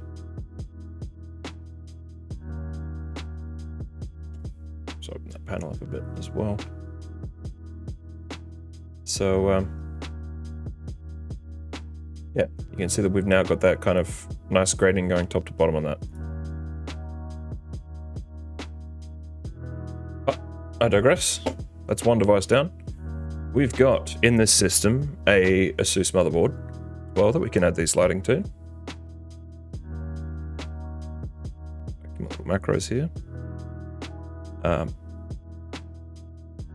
We might not use all of these, but we'll add them in to start with.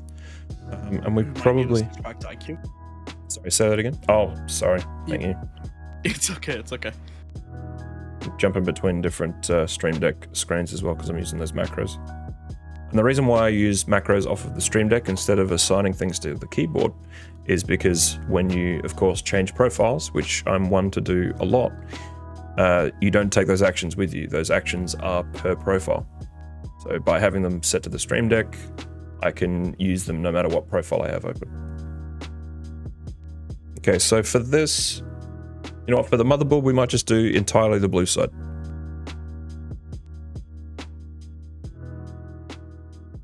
All right, we'll get rid of these out of here. And we'll do it. The layout of every motherboard is going to be different in terms of where the lights are, sorry, it's proper English.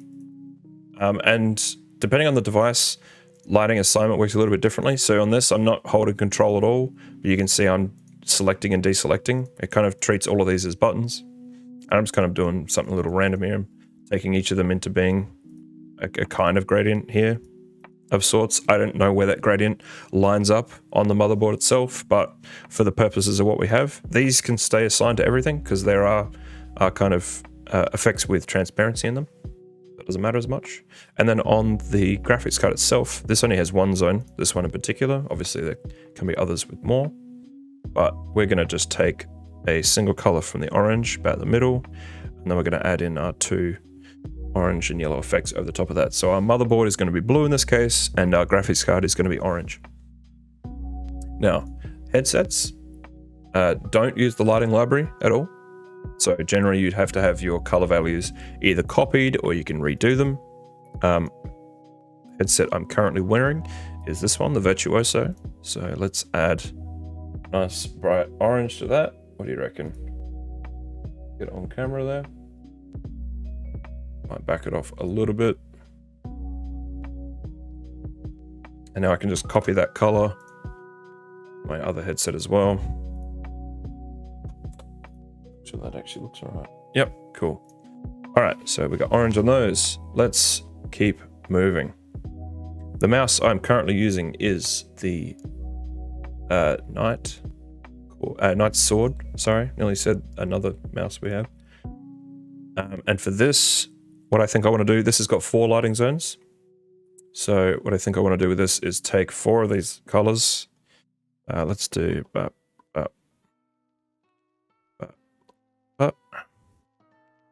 Really quick question. Is Asus the only manufacturer that we have integrated with iCUE currently? I believe so. Currently, I believe they are the only GPU and motherboard manufacturer that we have. So we've got these 4 colors. I'm going to assign them all to different parts.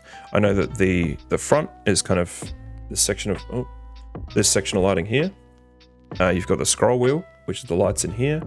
You got the rear, which is this here, and then the logo is of course the actual logo on the mouse. I'm going to do those 4 quickly. Scroll. Go. Rear. And you might have to, when you copy those effects across, the same thing as when we copied them to the fans originally, you might have to tweak them a little bit depending on the device and the way they show the lights. But so in terms of the mouse, where's my camera there? So this is what we've got on the mouse. We've got the kind of lighter blue here, the darker blue across that, and we've got that darker orange there, right? So we're just going around to each device, and these will just be static. You can't use, as you can see, the color wave and rain aren't here. You do have some other effects you can play with, so you can add a color shift or a color pulse to it as well. Color shift changes directly between 2. Color pulse kind of flashes on, flashes off, then flashes into a different color. So there's 2 different ways you can do that, but for now I'm just going to leave them static, I think. All right, so moving on, next device. Now we do have some strips in this case, so I'm going to go to my Commander Pro, add the lighting for this. Macro copy those over. Now we want to do the same sort of gradient thing we did for everything else. Right, so bear with me while we quickly go through and do this.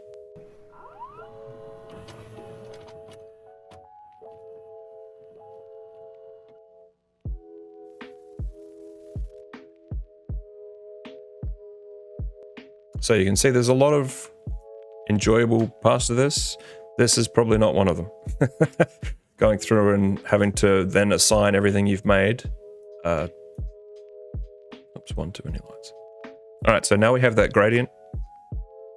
We can go through and add our blues and our oranges to things.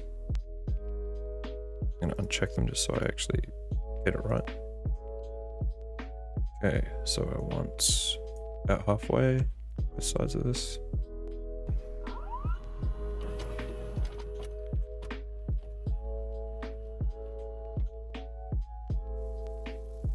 All right, so that's our strips done. You can see those around the outside. Definitely brightened up the interior a bit more. We can now go down to I think we've got the QLs on a lighting node. Oh, wrong one. On a lighting node core. So, although I do have 6 fans represented here, obviously there's only 2 plugged in down there.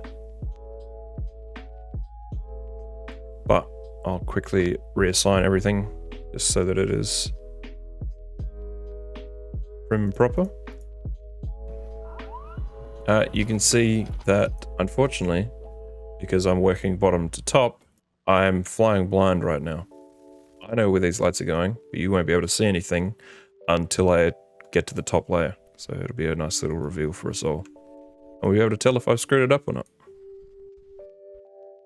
There we go. There's the reveal. Perfect gradient.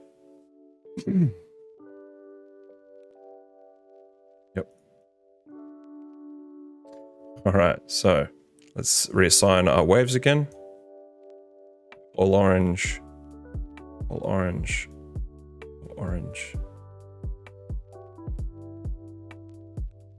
Reassign our rain.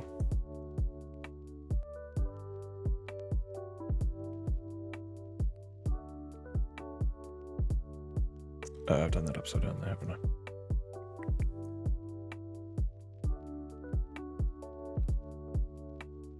This is the side that's bottom up. Then reassign our wave on this.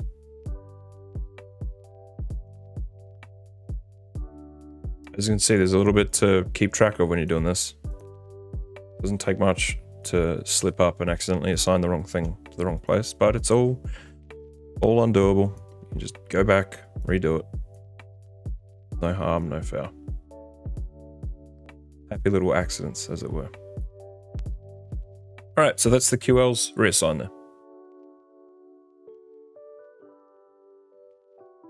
there. Let's move to the triangles, shall we? The LC 100s. Seeing as they're on camera as well. They're being run off of my Lighting Node Pro at the moment. All right, so same thing. Copy these effects in. Now, this is all going to vary, of course, as to how you have your triangles set up. Now, I'm running 17 here, so that no matter who plugs theirs in, 17 is the max per channel, but you do have to have a secondary power after 10, which iCUE will let you know if you bump up to this many. But you can definitely tell I don't have 17 down in that corner. Right, just trying to explain a little bit more. So we're going to do the same sort of gradient here. We're going to do it out to 9 and then back again. So let's do 1, 2. I won't count out loud just to spare you all. I know that would drive me spare personally. And back again. So holding control works on these so that I can select multiple triangles each time I'm doing it.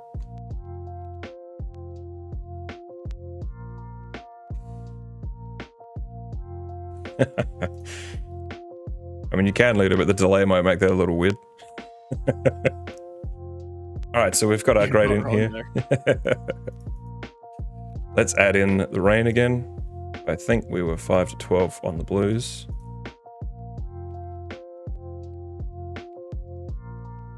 And then for the oranges, we are these first 5 here. Let's actually overlap them a little bit though.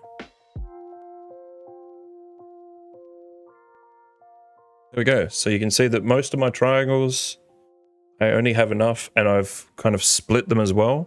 When you have triangles coming up both sides of the master, they will be mirrored. So what I've done is, because I've got them coming out both sides of the master, instead of having a continual chain up to about here, they will mirror off of each side. So unfortunately, they are entirely orange down in that bottom corner right now. If you can see that. You'll be able to see it a bit easier. All right. this MM700 that you can see in, I will actually change camera now that I'm talking about that. In this top-down camera, you can see I'm using a big MM700 desk mat. And you can see the mouse, you can see the Stream Deck I'm using as well from this camera. But let's add some lighting to that. This is only a simple 3 lighting zone mat. So for this, we want to kind of be pretty simple with it. We're going to do the outside rim as 2 different colors, so it kind of blends in the center where it meets. So we might even do this one. That is not what I tried to do. This and this.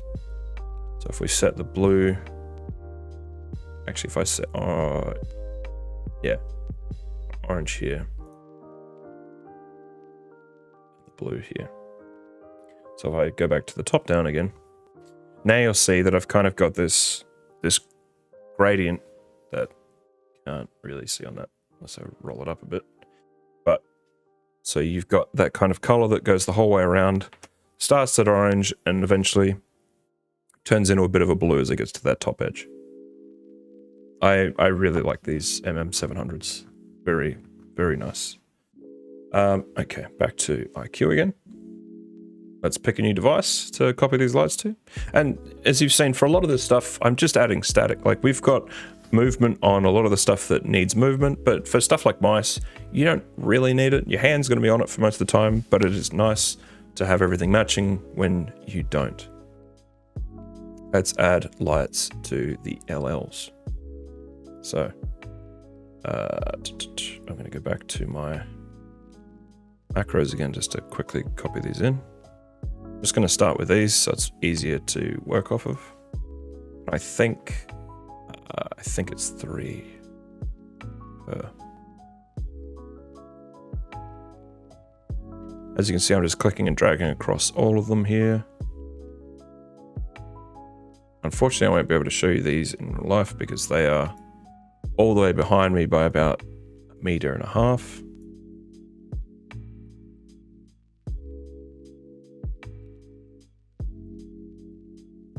There we go, there's our gradient. Now, on top of that, we can now copy in our 4 effects again. Got blue at the top here. A little bit of overlap. Add a bit more overlap to that rain one. We're going to add a bit of overlap to the orange. I'm going to add a new layer here so that I can at least display these in iCUE. Okay, so there's our assigned lighting that we've taken from our fans. We've kind of applied it to a range of different devices so you can see how that all kind of works together.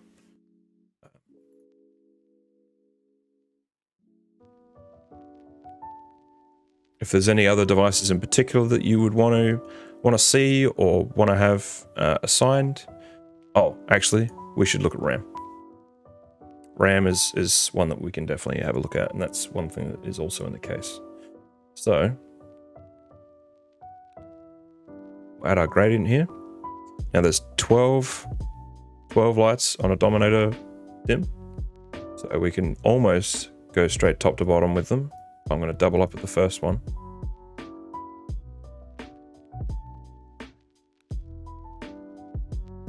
These two can be the same.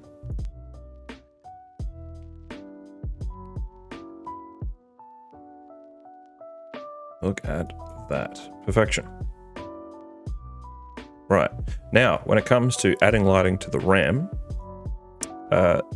there's a way that I really like to do it that adds some nice movement without being too gaudy. So we're actually going to turn off our color waves. Color wave, they still work obviously on RAM, but it's not quite as nice. And I'm going to hide this one for now. To those dropping off of the stream, thank you very much for joining. I hope it's been useful and helpful to you. Appreciate you being here. All right, so you can see that with this rain effect, I've kind of selected every other light going down. And what I'm going to do is I'm going to inverse those selections so that it's not quite the same. And I'm going to copy that. And I'm going to reverse it. And then I'm going to inverse that selection. So then you've got essentially an upside and a downside that are both offset. So you kind of get full coverage still, but it's not just a solid wave going up and down. Okay, and we're going to do the same on the yellow side. We're actually going to go all the way up to here this time. Do the same. So it's easiest if you just drag across and then you can inverse your selection on everything. Right. And same with everything else, you might have to tweak your colors a little bit. We're going to duplicate this again. So we're going to copy. Then we'll inverse that and we'll change its direction.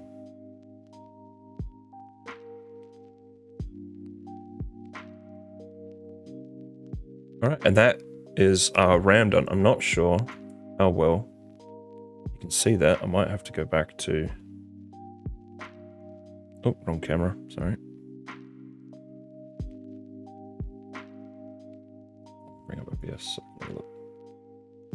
You can kind of see it. It's kind of hidden by the water cooling. I might have to turn down my camera's exposure a little bit so you see it a bit more. But you can see we're getting some quite lovely movement out of it all. Just enough subtlety to keep things interesting. I think exposure-wise we're about there.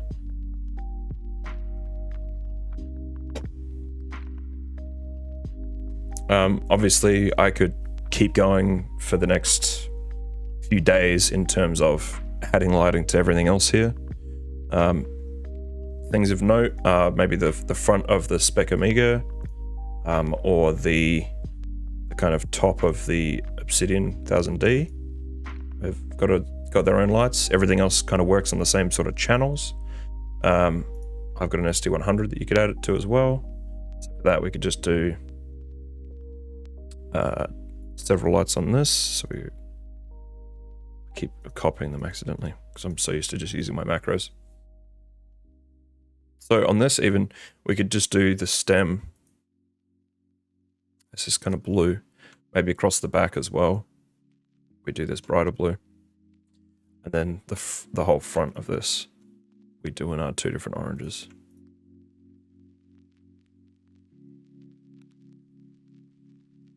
Let's take... Alright, so then we've got that as our kind of effects. And like we can also do like a color wave across these if we want.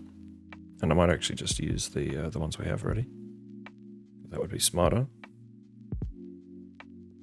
Color wave, color wave. So assign the blue to where the blue is on this. Assign the orange to where the orange is. Now we've got a nice bit of movement to that as well. Same sort of premise can be applied to something like the MM800. Oh, I'm so sorry, guys.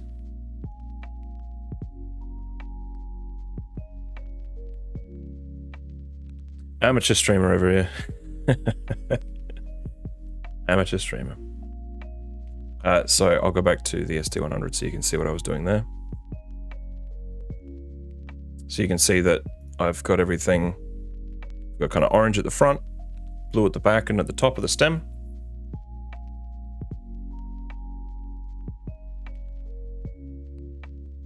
And then you can kind of just bounce between all the devices you have and apply this same sort of thing, right? So you can add in your lights however you like. Color waves. I'm just going to go 1, 2, 3.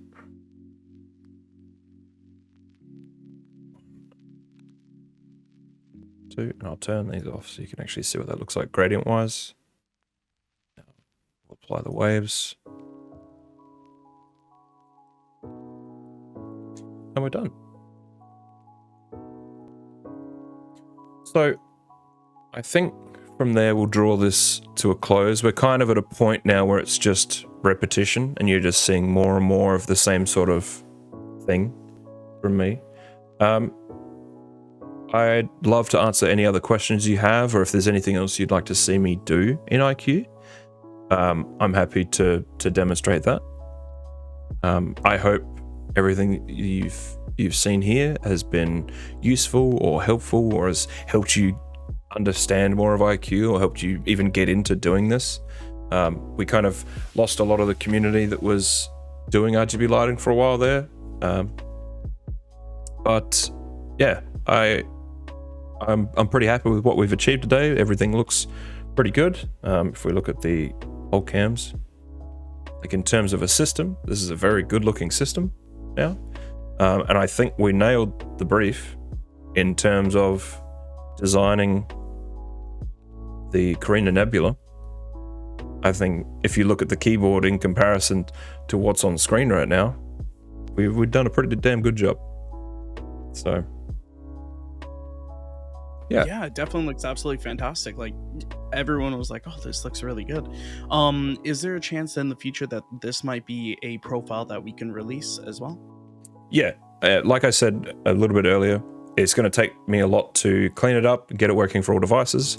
Obviously, I have to go through all of my keyboards, add it for all the like the UK and the Japan keyboard as well, the regional stuff, add it for all the other controllers. We didn't even touch on the LS100, which is of course the back monitor lighting, as you can see here. So we didn't touch on those at all. Awesome. But so once I clean it all up in that sort of sense, then yes, I will be releasing it somewhere. Awesome, cool. And I'll once you post it and stuff like that, I'll make sure that we kind of have a link for it as well in the chat for everyone. But yeah, thank you so much for coming in and kind of like showing everything, because I mean, I've learned a lot. I'm not huge on iCUE, like I haven't learned this much, and so for me, like as a beginner, I'm like, wow, this is really amazing. So like I understand a lot more about the lighting now and how stuff works, and it's like, wow, this weekend I know what I'm going to be doing. Like, yeah, just like awesome. James. Awesome. Like I said, this is what I'm all about, right? This is why I do it. I do it for the community, and I'm just glad to be able to share that with people. So.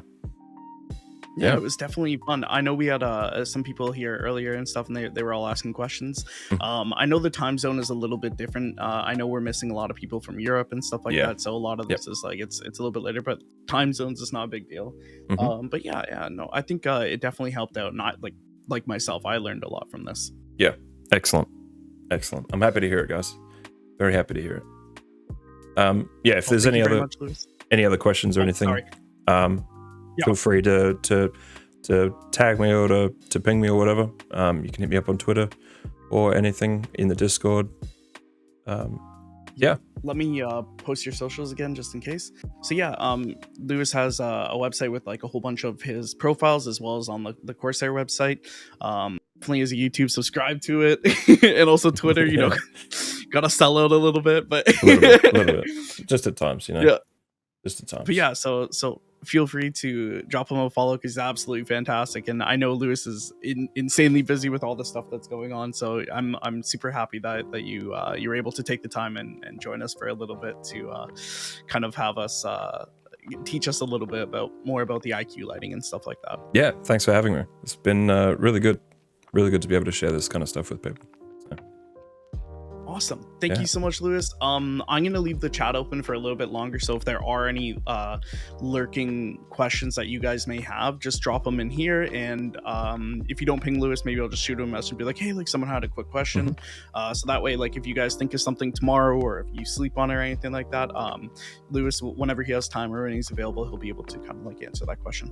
Yep. Exactly. I do see a question in the chat quickly. Why so many keyboards?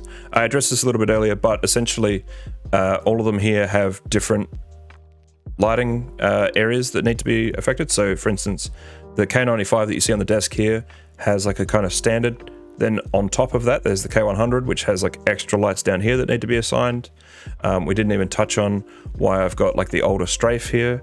That of course needs a light up here. So we can just go in and assign that. And then there's stuff like the old K95 Platinum. Sorry, just K95, which has the 18 macro array. You can't get this keyboard anymore, but I'm a stickler for supporting the community. So I do my best to kind of support everything that is out. And so I just go through and add all of these. Good James asked, how do you feel about the iCUE Nexus? It's a perfectly reasonable device. You know, I don't use it a ton. I had it plugged in today. I obviously haven't touched on it at all.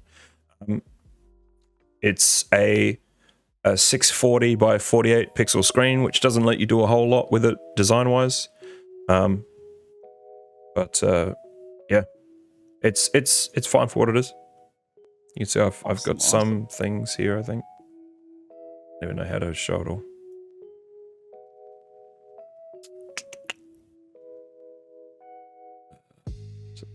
So I've got one here for Halo that I've designed. You can download that with the profile. I've got a couple other, I think, for like Halloween that I did. One for Far Cry 6.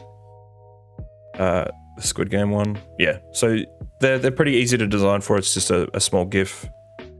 But yeah. Awesome. Well, yeah, I think we can definitely wrap it up here, but thank you very much. Excellent. It was absolutely fantastic. Once again, thank you for taking time to kind of like talk to us and teach us all about iCUE and the lighting profiles and stuff like that. Like I said, for myself, I've definitely learned a lot.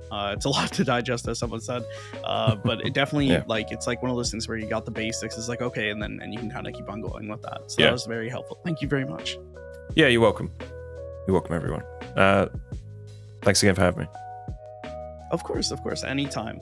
All right, I'm gonna start disconnecting some people, but thank you all for joining us. Absolutely fantastic. I hope you all have a great evening or afternoon, and we'll talk to you guys later. All right.